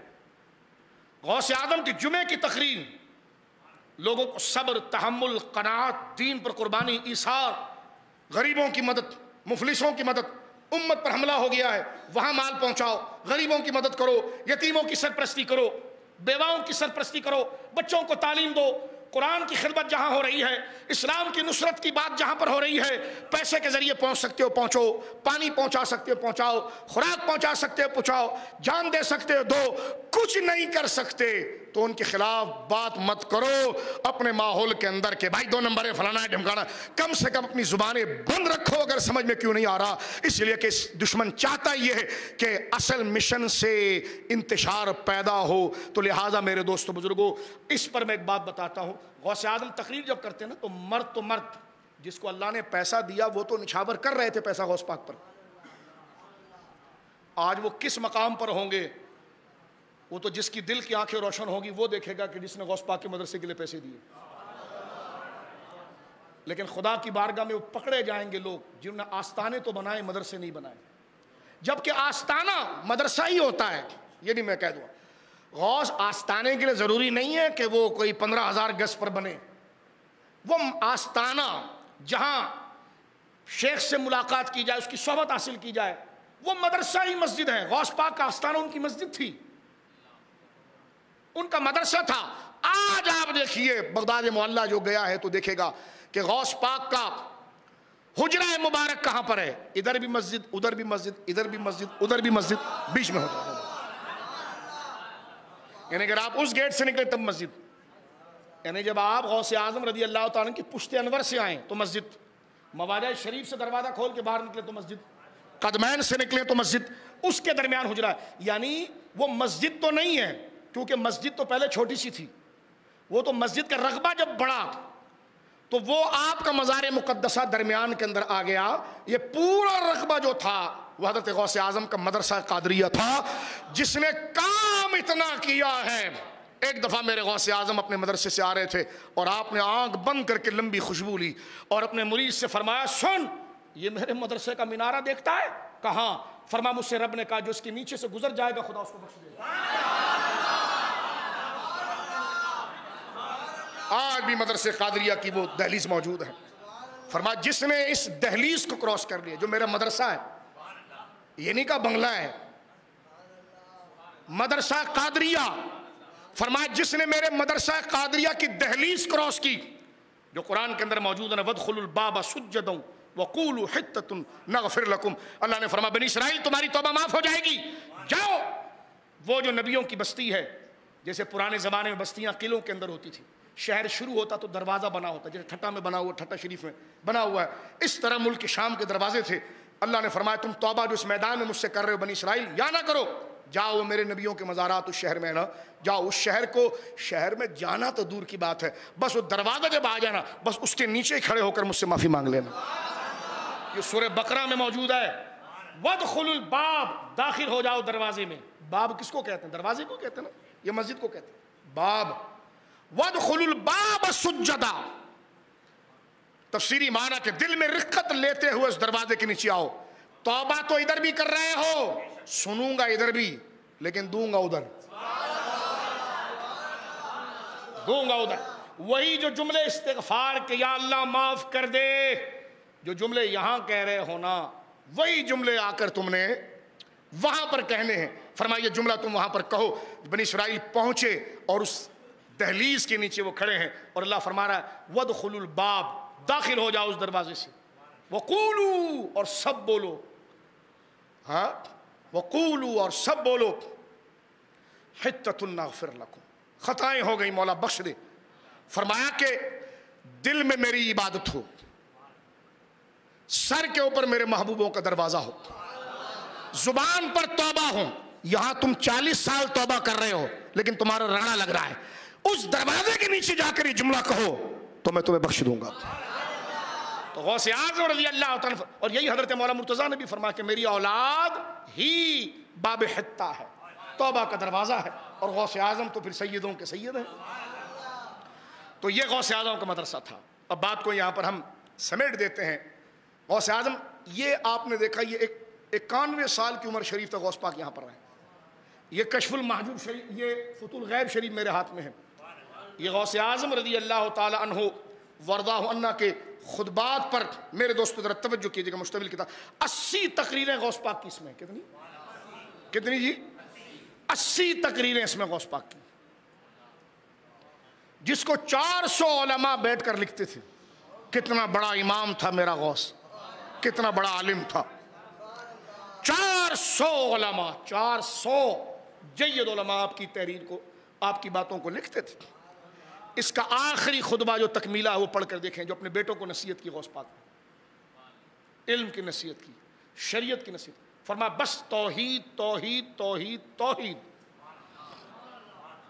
اسی سے ڈرنا، کس سے نہ ڈرنا، شریعت کی پابندی، شریعت کی پابندی۔ فرمایا جاہل سے دور رہنا، جاہل کے ساتھ بیٹھنے سے بہتر اکیلا بیٹھ، نماز کی پابندی، ہر حال میں شریعت کی پابندی، رب کے لیے پوری تفصیل آپ نے اس خطبہ مبارکہ کے اندر اپنی اولاد کو مرحمت فرمائی۔ جاہل کے ساتھ، بد عقیدے کے ساتھ، شریعت سے غافل شخص کے ساتھ بیٹھنے کو حرام قرار دیا۔ فرمایا صحبت صالحین کی رکھنا، نیک لوگوں کی صحبت رکھنا، نمازوں کی پابندی رکھنا، شریعت کی پابندی رکھنا، قرآن و سنت کے ساتھ جڑے رکھنا، رب پر کامل بھروسہ رکھنا، اس کے علاوہ کسی سے نہیں ڈرنا، اس سے ڈرنا، اس کے ڈر سے اس کے سارے حقوق ادا کرنا۔ یہ غوث اعظم رضی اللہ تعالیٰ کی تعلیم ہے۔ کتنے لوگ ہیں مجھے بتائیے جو آستانوں میں جو اپنے بیٹے کو یہ بتاتے ہیں، وہ خود ہی 2 نمبر کے ساتھ بیٹھا ہوا ہوتا ہے۔ ہم نے کہا بادشاہ تو وہ تھا جو مزار کے اندر ہے۔ تو میرے دوستو، اس سے ہمیں شعور آنا چاہیے کہ جس غوث پاک کا نام لے کر بات کی جا رہی ہے، یار سمجھو تو صحیح غوث پاک تھے کون۔ میں بات کا ایک جملہ کہہ کر صرف اختتام کی طرف چلتا ہوں، جو ہمارا وقت آج کے درس کا مکمل ہو رہا ہے۔ میں نے آپ کو کہا ہے کتنی بڑی شخصیت، کتنے پہلو سے غوث اعظم پر بات کی جا سکتی ہے میرے دوستو بزرگوں۔ اب آپ دیکھیے، غوث اعظم تبلیغ کرتے تھے جو امیر لوگ ہیں۔ میں کچھ وقت لے رہا ہوں آپ سے، اور یہ قیمتی وقت ہے میرے دوست، اور تحدیث نعمت کے لیے بات کرتے ہیں کہ یہ باتیں چھپائی جاتی ہیں، ہم آپ کو پہلی دفعہ بتا رہے ہیں ساری کھول، پتہ نہیں کیوں نہیں بتاتے، اور یہ دور ہے بتانے کے لیے۔ الحمدللہ یہ صدی اسلام کی صدی ہے۔ سپر پاور بھاگا ہے اپنے پینڈ چھوڑ کر، پہلے رشیا بھاگا، یہ بھاگا، اور انشاءاللہ یہاں سے بھی ان کے ایجنٹ بھاگیں گے۔ ہم کسی کے قتل کے قائل نہیں، نہ کسی کو مارنا چاہتے ہیں، لیکن سب سے بڑا دہشت گرد وہ جو خدا کے خلاف ہے، سب سے بڑا دہشت گرد جو رسول کے خلاف، سب سے بڑا دہشت گرد وہ جو اسلام کے خلاف ہے۔ اسلام امن کی بات کرتا ہے، رواداری کی بات کرتا ہے۔ ہمارے اس ملک میں اجازت ہے جمہوریت میں، ہندو بھی رہے، سکھ بھی رہے، عیسائی بھی رہے، یہودی بھی رہے، اقلیت رہے، اس کی مخالفت نہیں، مسئلہ یہ نہیں، لیکن یہ کہ جناب مسلمانوں کی تعلیم کو بدل دیا جائے۔ کبھی حج کے فارم سے ختم نبوت کو نکالا جا رہا ہے، کبھی بچوں کی انگلش کی، کبھی اپنے دیکھا کریں اپنے، میں کس اسکول کا نام لوں آپ کے سامنے، جہاں بھائی انگلش میڈیم میں آپ کے بچے پڑھتے ہیں تو ذرا کتابیں کھول کر دیکھنا۔ مجھے کسی نے کہا کہ ملالہ کا نام آ گیا بیچ میں نے کہا واہ واہ، العیاذ باللہ، العیاذ باللہ۔ اب ہماری بیٹی اور بیٹے اس کو ہیرو بولیں گے کہ جناب انہوں نے کوئی کام کیا۔ میرے دوستو بزرگوں، اب آپ یہ ساری چینجنگیں ہو رہی ہے، اور یہ آپ جس دن جاگ گئے نا اس دن نصاب آپ بناؤ گے۔ اسکول تمہاری مرضی سے چلیں گے، اور تمہاری مرضی سے مراد جس میں سب کے حقوق ہوں گے۔ جہاد کی آیات نکال دی گئی، یہ تو آپ کچھ زندہ ہیں، ورنہ یہ مسجدوں میں قرآن بھی رکھنے نہ دیں، یہ کمیونسٹ نظام لے کر آئیں۔ یہ تو آپ میں آج بھی جو علماء اور مشائخ موجود ہے جس نے اسلام کی شمع کو زندہ رکھا ہے، مدرسوں کے ذریعے، مسجدوں کے ذریعے، وعظ و تبلیغ کے ذریعے اس کو بجھنے نہیں دینا، کیونکہ ہم نے یہاں ہمیشہ نہیں رہنا ہے، جہاں رہنا ہے وہاں کی دولت یہ ہے، یاد رکھ۔ اب میں ایک واقعہ پیش کر کے بات کو سمیٹتا ہوں، غور کیجیے میرے دوستو۔ امیر لوگ تو اپنا حصہ ملا ہی رہے تھے غوث پاک کے ساتھ، باقاعدہ اوقاف بنا ہوا ہے، آڈٹ بنا ہوا ہے، ساری تحقیق ہو رہی ہے۔ غوث پاک کا خود اللہ نے اتنا مال دیا تھا۔ اس وقت صلیبی جنگ کا سلسلہ ہے، آپ پڑھ لیجئے، سلطان صلاح الدین ایوبی کو پڑھیے، کیا حالات تھے عراق کے، کیا حالات تھے فلسطین کے، مصر کے، ایجپٹ کے۔ اس وقت ایک بندہ جو پوری امت کی سوچ رہا تھا نا، ان میں ایک بڑا نام غوث اعظم کا تھا، جو لوگوں کو تیار کر رہا تھا۔ عبادت یہ ہے کہ ان تک پہنچو، ان کی مدد کرو، ان کی نصرت کرو۔ آج ہم علاقوں میں بڑھ گئے، آج ہم علاقوں میں بڑھ گئے۔ یہ زمین میں لائن کھینچ گئی، یہ تیرا وطن ہے، یہ میرا وطن ہے۔ میں نے کہا بالکل وطن ہے، لیکن جب بات نظریے کی ہوگی تو مسلمان لکیروں میں نہیں بٹتا، چاہے وہ افغانستان ہو یا مقبوضہ کشمیر ہو، جہاں سے اسلام کی حق آواز اٹھے گی۔ رسول اللہ نے فرمایا مسلمان ایک بدن کے مانند ہے، جسم کے جس خطے پر بھی اگر زخم پہنچے اور تکلیف ہو تو پورا بدن اس کی تکلیف کو محسوس کرتا ہے۔ ہم نیشنلسٹ نہیں، ہم وطن پرست نہیں، ہم خدا پرست ہیں۔ اسی کے لیے وطن بناتے ہیں، وطن کے لیے دین نہیں بناتے، دین کے لیے وطن بناتے ہیں۔ تو میرے دوستو بزرگوں، اپنے آپ کو کلیئر رکھیں، حق کی بات جہاں پر بھی ہوگی، دنیا کے جس کونے کے اندر ہوگی، اسلام کی نصرت اور عزت اور امن کی بات، مسلمان پاکستان میں کہیں بھی آواز لگائے گا، اور پرامن لوگوں کو، سرکار کی امت کو جہاں تنگ کیا جائے، چاہے وہ ملعون اسرائیل ہو یا کوئی اور جگہ ہو، ہم جس حالت میں بھی ہوں گے، ہاتھ بڑھانے کی طاقت ہوگی تو ہاتھ بڑھائیں گے، بولنے کی طاقت ہوگی تو بولیں گے۔ اگر یہ طاقت بھی نہیں رہی تو دل میں سب سے غلیظ اور بدترین اس بات کو سمجھیں گے جو ظلم امن اور اسلام پر ہو رہا ہے۔ یہ ایمان ہے میرے دوست، اس کے بغیر یہی طریقت ہے۔ آپ کہیں گے روحانیت کیا ہوتی ہے؟ میں نے کہا اسی بات کو پکا کر لو، فرشتے نظر آئیں گے تمہیں۔ یہی روحانیت ہے واللہ، یہی عقیدہ روحانیت ہے۔ اسی سچ کو پکڑ کے رکھو، دل خود صاف ہونا شروع ہو جائے گا اور آپ کو نظر آنا لگے گا، اور آپ کو وہ تمام چیزیں واضح ہو جائے گی۔ یہ غوث پاک کے 80 خطبوں میں یہ ہے، شریعت کو لے آ، کیونکہ ہے گرد و نواح میں بہت بڑی کائنات، تیرا دل کا آئینہ میلا ہو گیا ہے اور یہ صاف ہوگا شریعت کے پانی سے۔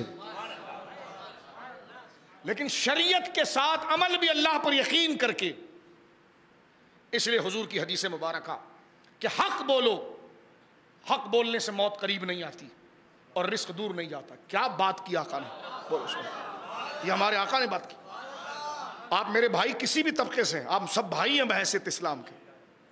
ہمارے نبی پاک کیا بات کرتے ہیں؟ فرمایا حق بولو، ظلم کے خلاف بولو، نیکی کی دعوت بھی دو اور برے کو برا بھی کہو۔ اچھی بات کا ایک پہلو یہ کہ یہ اچھا کام ہے کرو، یہ امر بالمعروف ہے، لیکن وہ نہیں عن المنکر، جو غلط چیز دیکھو تو اس کو اعلان کرو۔ غلط کو غلط نہیں کرو گے تو معاشرہ فساد کی طرف آ جائے گا۔ غلط کہو، اس کو کہنے کی طاقت ہے تو کہو، نہیں کہہ سکتے تو گھر تو تمہارا اپنا ریاست ہے، اس میں نہیں لاؤ، دل میں نفرت کرو۔ یہ نہیں گانے بجانے کو غلط کہہ رہے ہو، خود ان کے ساتھ جا کر بیٹھ جاؤ تو کیسے ہوگا؟ کھلے عام شادی بیاہ کے اندر اختلاط ہو رہا ہے، یہ آہستہ آہستہ یہ سلو پوائزن ہے۔ آج مسلمانوں کی شادیاں ایسی ہیں لگتا ہے کہ جیسے ہندوؤں کی شادیاں ہو رہی ہیں، کہ جناب مرد اور عورت کوئی پردہ نہیں ہے۔ اس کے خلاف آپ کو عملی جہاد کرنا ہوگا۔ میں کہتا ہوں اگر ولایت چاہتے ہو اس دور کے اندر، اس دور کا سب سے بڑا ناسور جو یہ ملحدانہ عادت ہے، داڑیاں آپ چھوڑو، داڑیاں رکھو۔ ہم بڑھاپے کی دہلیز میں پہنچ جاتے ہیں، چہرے پر داڑھی نہیں ہوتی۔ الحاد آپ کو اسلام کی ایک ایک طریقے سے ہٹاتا ہے۔ آپ اگر اللہ کے بندہ بننا چاہتے ہو تو پھر نظریاتی بنو، بھائی سمجھ میں نہیں آتا لیکن میرے رب نے کہا میں کروں گا، کیوں؟ میں بندہ اس کا ہوں، جس کا ہوں۔ اپنے اندر یہ حمیت پیدا کرو، اپنے اندر یہ غیرت پیدا کرو اندر سے خود کو کھڑا کرو خدا کے لیے. یہی طریقت، یہی ولایت ہے. صرف ہاتھ میں ہاتھ دینے سے کیا ہوگا؟ ہاتھ میں ہاتھ دیا جاتا ہے اندر سے کھڑا کرنے کے لیے. بیعت کا معنی ہوتا ہے صحبت. شیخ کی خدمت میں بیٹھ کر اپنے اندر گرمی پیدا کی جائے، حرارت لائی جائے، شعور کو بیدار کیا جائے، مقصد منزل کو سمجھا جائے. یہ غوث اعظم کی زندگی پوری تھی. اپنے آپ کو تنگ گلی میں نہیں رکھو. تم مسلمان ہو. مسلمان ایک سمندر کی مانند ہوتا ہے. یہ ساری زمین اس کا وطن ہے. یہ یہودی اور عیسائی اور گوروں کے باپ کی زمین ہے. زمین اللہ کی ہے. زمین اللہ کی. یہ ویژن اتنا بڑا رکھو اپنا. زمین اللہ کی ہے، سورج اللہ کا، چاند اللہ کے ہیں، موسم اللہ کے ہیں، ہم بندے اللہ کے ہیں. اس دھرتی پر قانون خدا کا چلے گا، کسی ملحد غلیظ فرعون اور نمرود کا نہیں چلے گا. پلٹ نہیں سکتے. نیت تو رکھو نا. یہ نیت کا بھی تو جنازہ نہ نکالو کہ ان کے جوتے میں دال کھانا شروع کر دو، ان کے ساتھ میل جول کر دو. تو لہذا شادی بیاہ کے اندر سے بے پردگی ختم کرنی ہوگی آپ کو. اپنے غم اور خوشی کو اسلام کے مطابق کرنا ہوگا آپ کو. لوگ کہتے ہیں نمازوں میں لذت نہیں. میں نے کہا جب اسلام سے غیرت ہی نہیں تو نمازوں میں لذت کہاں رہے گی؟ یا نماز پڑھتا ہے ادھر جا کے اعلانیہ خدا کے خلاف باتیں، گانے چل رہے ہیں، باجے چل رہے ہیں، بد نگاہیاں چل رہی ہیں. تو یہ تمام چیزیں میرے دوستو بزرگوں ہم نے اپنے معاشرے سے خود سے ہٹانا ہے، اپنے گھر سے ہٹانا ہے. بے پردگی کو ختم کرنا ہے.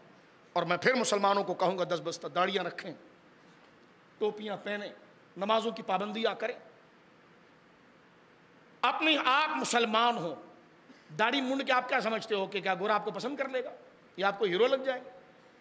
اگر داڑھی کو کٹانا حسن ہے تو ہم نے جتنے حسین دیکھے ہیں تاریخ دنیا کے پردے میں اور تاریخ کے پردوں میں سچائی میں، وہ سارے داڑھی مبارک والے تھے. امام حسین سے بڑا خوبصورت کون ہے؟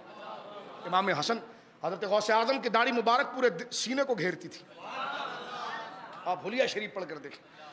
نکالیں اندر سے یہ احساس کمتری کا بھوت. اصل حسن ہی شریعت کی پابندی ہے. مضبوط کریں، اٹھائیں اندر سے اپنے آپ کو، اٹھائیں اپنے اندر سے. اصل ترقی ہی خدا کی بات ماننے کو. نمازوں میں ٹوپیاں سر پر نہیں ہیں. یہ آہستہ آہستہ سلو پوائزن ہے. آج ٹوپی گئی ہے، کل نماز جائے گی. پرانے فتاوے ہمارے علماء کے دیکھیے، سخت ترین حکم تھا. میں نے اپنے بچپن میں بزرگوں کو دیکھا کہ دولہے کے سر پر ٹوپی نہ ہو، ہمارے بزرگ نکاح نہیں پڑھاتے تھے. آج اس عمر میں سمجھ میں آتا ہے وہ ٹوپی کا مسئلہ نہیں، باندھ کر رکھنا ہے اسلام سے. خدا را کلچر سے نکالیں یہ چیزیں میرے نوجوان بچوں. ٹوپیاں سر پر رکھیں، سر ڈھانپ کے رکھیں، داڑھی رکھیں، شریعت کی پابندی رکھیں. آپ کے سوشل میڈیا پر اسلام کا نام ہو، رسول اللہ کا کلمہ ہو، اسلام کے شاعر ہو، مزارات اور مساجد کی تصویریں ہو، قرآن کی آیات ہو. ہر طریقے سے آپ جو ہیں وہ جانے جائیں. اگلا بھی دور سے کہے تو کہ ہاں یہ محمدی ہے، یہ مصطفی ہے. کیوں احساس کمتری میں، کیوں نروس ہیں کہ آدھا یورپ کا ہو جائیں، آدھے مدینے کے ہو جائیں؟ کیوں نروس ہوتے ہیں؟ کیا ہے یورپ کے گندے ماحول کے اندر؟ رسول اللہ نے فرمایا کہ جناب حق کہنے سے نہ موت قریب آتی ہے اور نہ رزق دور بھاگتا ہے. ہم کسی کے خلاف نہیں، لیکن جو نظام ہے اس کے پابند رہیں. کیوں ہمارے بچے گورے کے کلچر کو پسند کرتے ہیں؟ کیوں ہم نے ذہنی طور پر ابھی جو یوت آ رہی ہے اس کو بھی ہم نے برباد کر دیا؟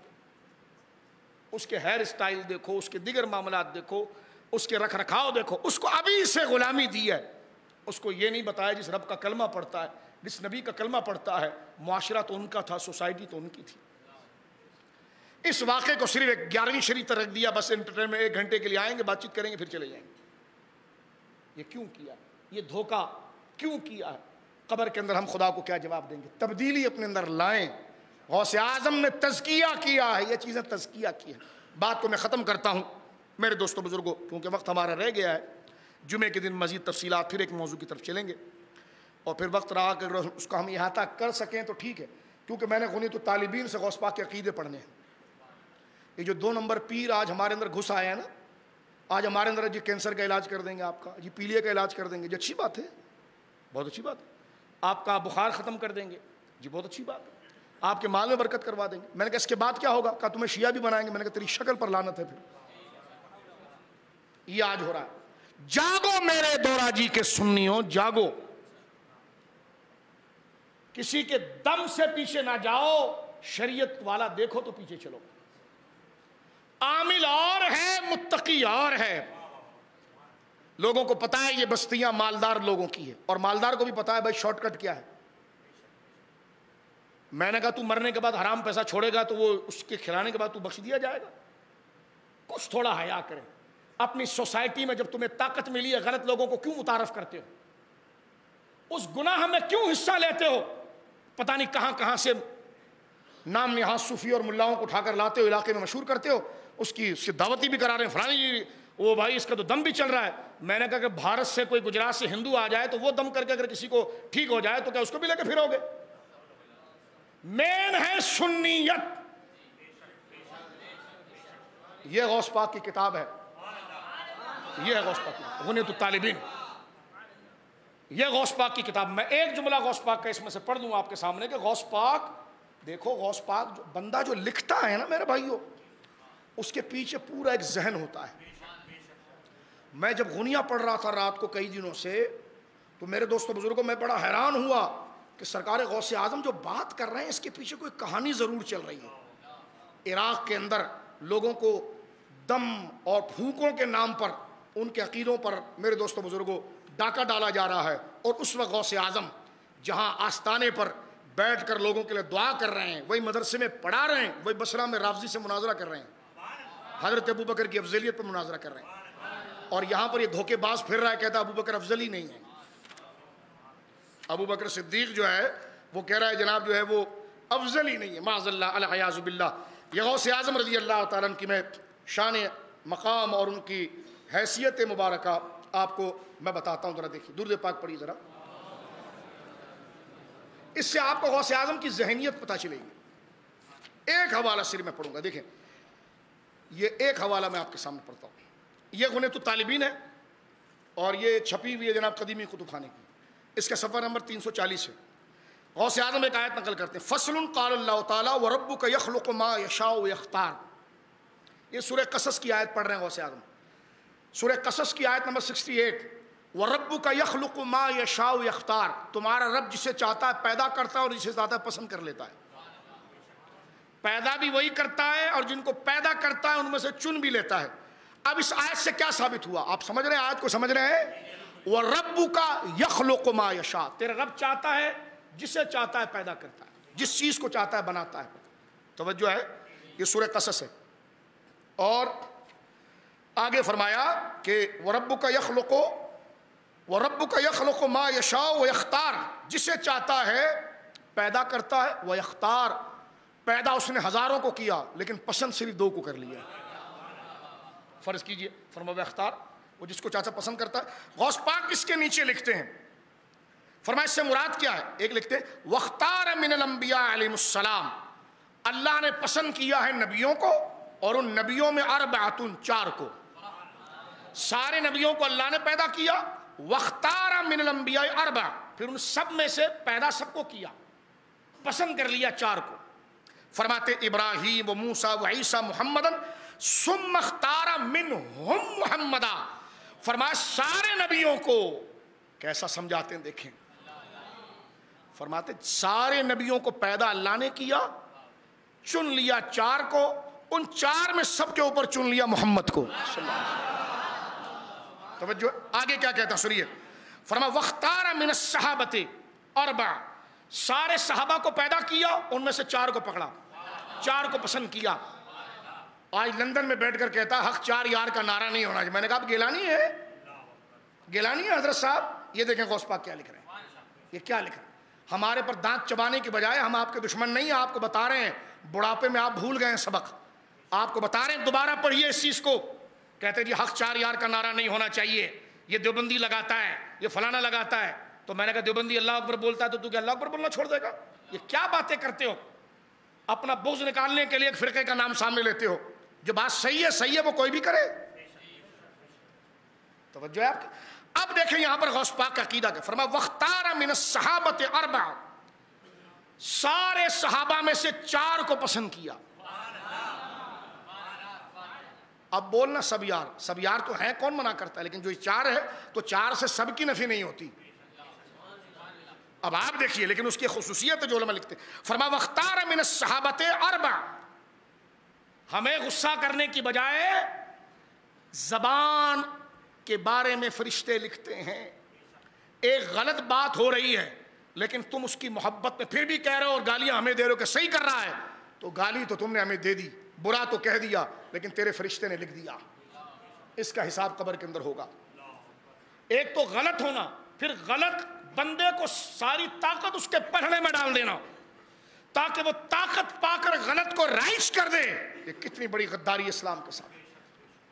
اب آپ دیکھیے کیا فرمایا، فرمایا وختار من الصحابۃ اربعۃ، سارے صحابہ میں 4 کو چنا، ابا بکر عمر و عثمان و علی، ابو بکر عمر عثمان و علی، پھر کیا فرماتا ثم اختار منہم ابا بکر، پھر ان 4 میں سے ابو بکر کو چن لیا۔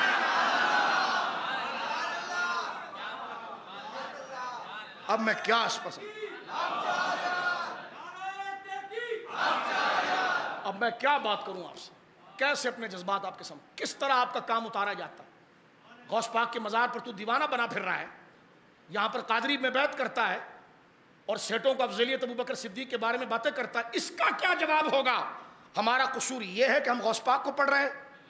میں سخت کلمات کہہ کر کسی کو باغی نہیں بنانا چاہتا، لیکن کہنا یہ چاہتا ہوں کہ تم رک جاؤ نا یار، تم رکتے بھی نہیں ہو، بڑھتے جا رہے ہو، بڑھتے جا، ہر غلط کام میں بڑھتے جا رہے ہو، غلط کام میں بڑھتے جا، عقیدے کو پیچھے پھینک دیا، سنیت کو پیچھے پھینک دیا، جی غوث پاک کے بیٹے، جی قادری ہیں، او بھائی غوث پاک کے بیٹوں پر ہماری جانیں قربان ہیں، سیدوں پر ہماری جانیں قربان ہیں، تیری نسل پاک میں ہے بچہ بچہ نور کا، جانیں قربان ہیں۔ ہم تو امام محمد رضا کے ماننے والے ہیں، پوری دنیا کو سیدوں کا ادب امام محمد رضا نے سکھایا۔ مسئلہ یہ نہیں، مس گائیڈ نہیں کرو، مسئلہ یہ ہے کہ جو تم سنیت کے خلاف، سیدوں کے لکھے ہوئے عقیدے کے خلاف جو بات کر رہے ہو، ہم یہ کہہ رہے ہیں کیوں نام سیدوں کا اور کام کالوں کا کر رہے ہو، یہاں غوث پاک کیا بات کر رہے ہیں؟ غوث پاک کیا بات کر رہے ہیں میرے دوستو، کیا بات کر رہے ہیں؟ فرمایا تمام صحابہ میں اللہ نے 4 کو چنا، واختار منہم، ان 4 میں سے ابا بکر، ابو بکر کو اللہ نے چنا۔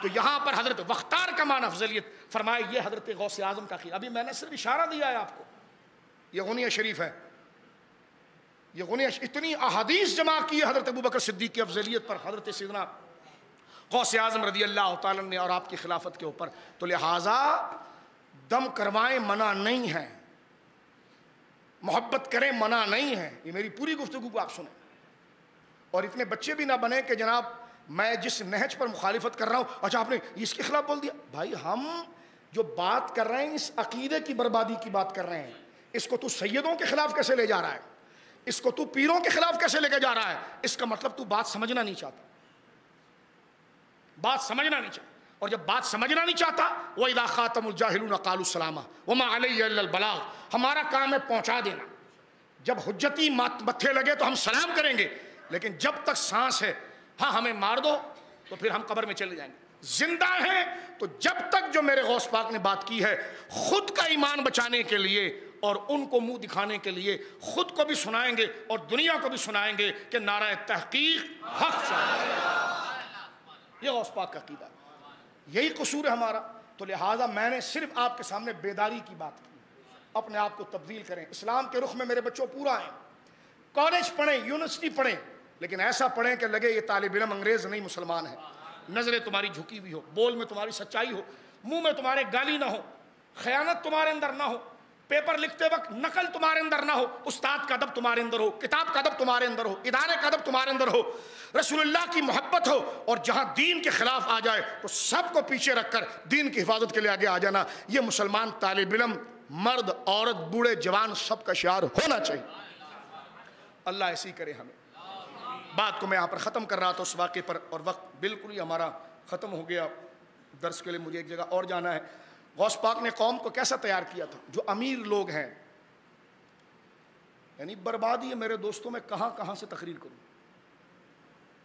پھیپڑا ہمارا بھی دکھتا ہے، گلا ہمارا بھی خشک ہو جاتا ہے، لیکن آپ کرسی لے لیجئے تو نہیں کریں گے تقریر، آپ کی طرح ادھر کسی کونے میں بیٹھ کے تقریر سنیں گے، لیکن جب بیٹھیں گے تو حق بتائیں گے، کسی پر احسان کرنے کے لیے نہیں، خود کی بخشش کے لیے، خود کی بخشش.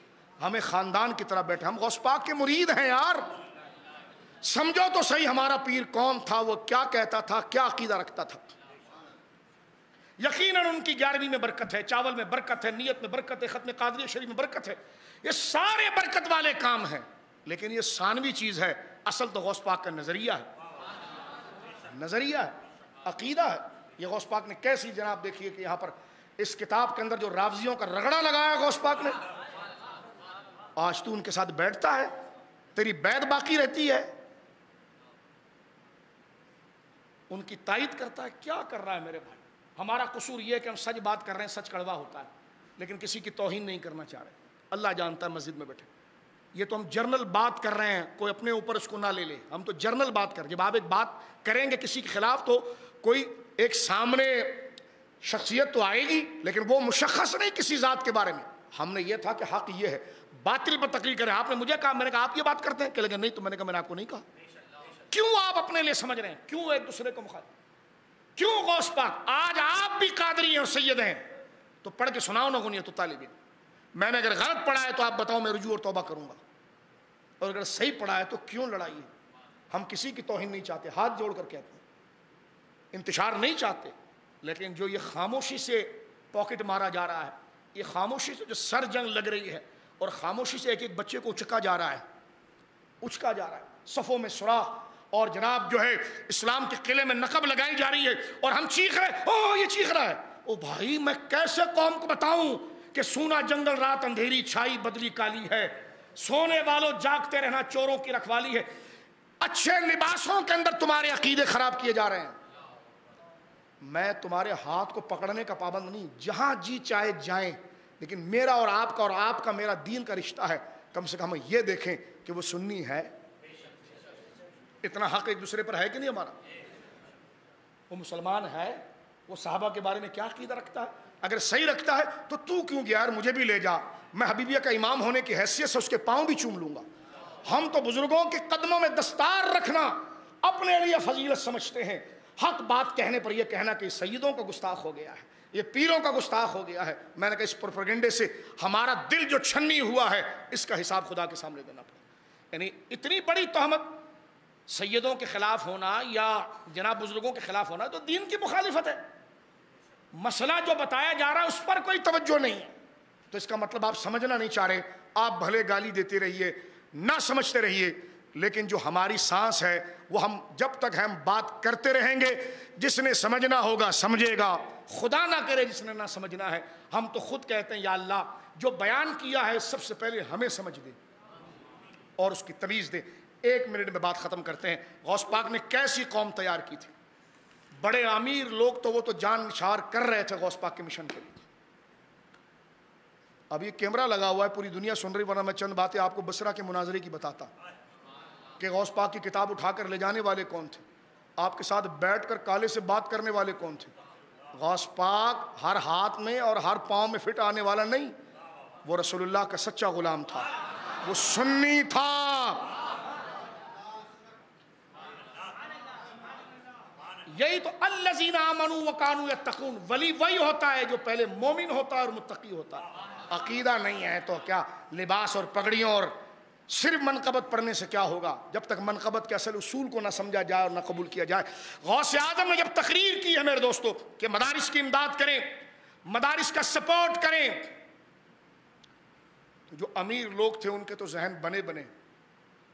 ایک عورت آئی غوث پاک کے پاس اپنے شوہر کا ہاتھ پکڑ کر, کہنے لگے حضور ہوں میں بہت غریب, لیکن میں رسول اللہ کی شفاعت چاہتی ہوں. میں آپ کے مدرسے کے لیے کچھ نہیں کر سکتی, میرے پاس کچھ بھی نہیں. جذبہ صرف اس طرح دیکھیں, جذبہ.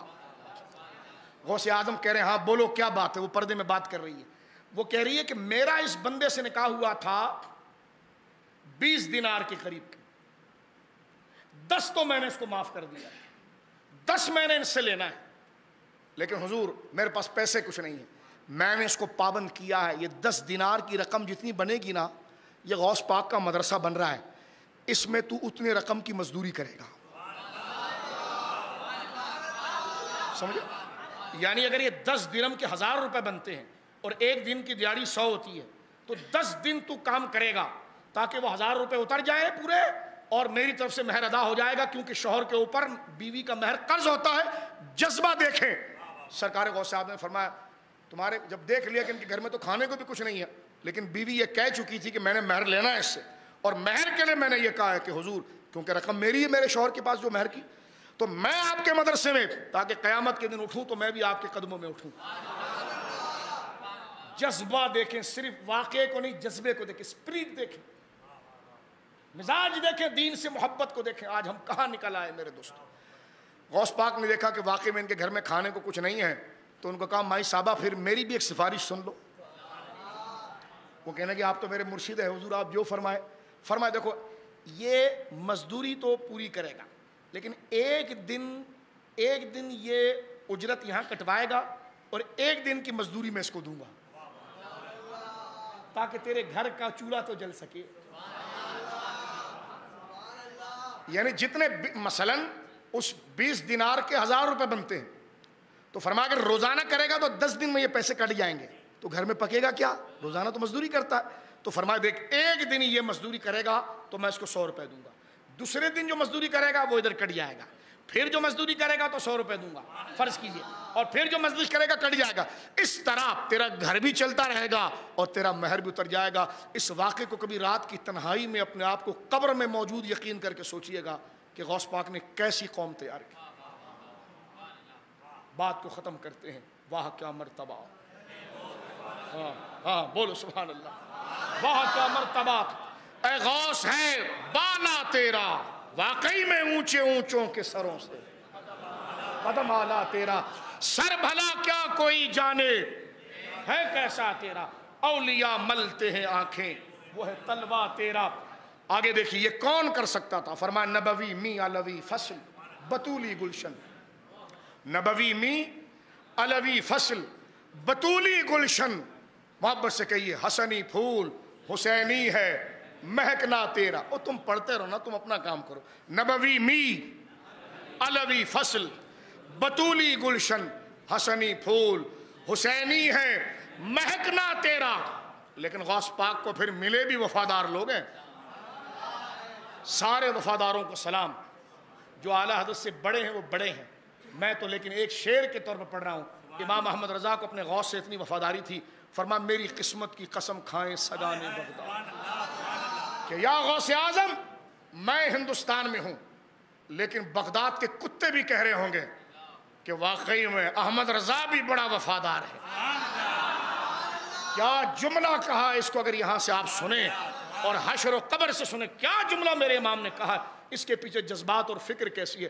فرمایا میری قسمت کی قسم کھائیں سگانے بغداد، ہند میں بھی ہوں تو دیتا رہوں پہرا تیرا۔ فرمایا حضور میں کچھ کر نہ سکا لیکن جو آپ کی باتیں تھی اس کو بیان کرتا رہوں گا، اس پر پہرا دیتا رہوں گا، اس کے خلاف نہیں کروں گا۔ فرمایا ہوں میں ہند میں اور آپ ہیں بغداد میں، لیکن دور ہوں، لیکن بغداد کے کتے بھی بتائیں گے کہ ہے وہ ہند میں لیکن ہے وفادار۔ کتے کی صفت میں وفاداری ہوتی ہے نا۔ فرمایا میری قسمت کی قسم، تقریر سے ہٹ کر اپنے آپ پر سوچ کر سمجھے، میری قسمت کی قسم کھائیں سگانے بغداد، ہند میں بھی ہوں، اور آپ کہیے پاک میں بھی ہوں، ہند و پاک میں بھی ہوں۔ یہ نہیں کہ ہر ایک سے ہاتھ ملا دیں، نہیں ملایا غوث پاک، جو آپ کا عقیدہ تھا اسی ماننے والے سے ملایا۔ فرمایا بغداد نہیں جا سکا لیکن پاک میں بھی ہوں تو دیتا رہوں پہرا تیرا۔ بولی وہی بولی جو آپ کی تھی، پسند اس کو ہی کیا وہ آپ کیا، اس لیے کہ اس نشانی کے جو سگ ہیں نہیں مارے جاتے۔ وہ کتا جو ہوتا ہے نا جس کے لائسنس کا پٹا ڈل جاتا ہے، تو میرا امام کہتا ہے اس نشانی کے جو سگ ہیں نہیں مارے جاتے، حشر تک میرے گلے میں رہے پٹا تیرا۔ اب اپنے مخلص مرشدوں جن کی نسبت سے آپ غوث پاک تک پہنچتے ہیں ان کا تصور کر کے ان کو دعا دیتے ہوئے جملہ پڑھیے، جمیل قادری سو جان سے قربان مرشد پر، بولیے سبحان اللہ۔ جمیل قادری سو جان سے، میں بھی اپنے مرشدوں کو یاد کرتا ہوں جن جن سے اجازتیں ہیں، جن جن کی نسبتوں سے ہم غوث پاک کے دربار مولا کائنات علی مرتضیٰ کے دربار میں پہنچتے ہیں، سیدنا صدیق کے دربار میں پہنچتے ہیں۔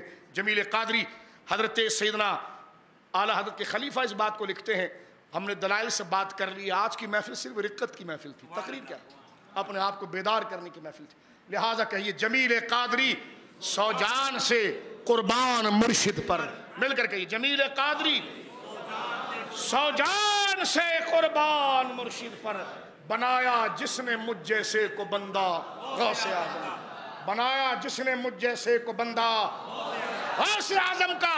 حدیث پاک میں آتا ہے جو جس سے محبت کرے گا قیامت میں اسی کے ساتھ اٹھے گا. فرمایا بنایا جس نے مجھ جیسے کو بندہ غوث اعظم کا. وآخر دعوانا الحمدللہ رب العالمین.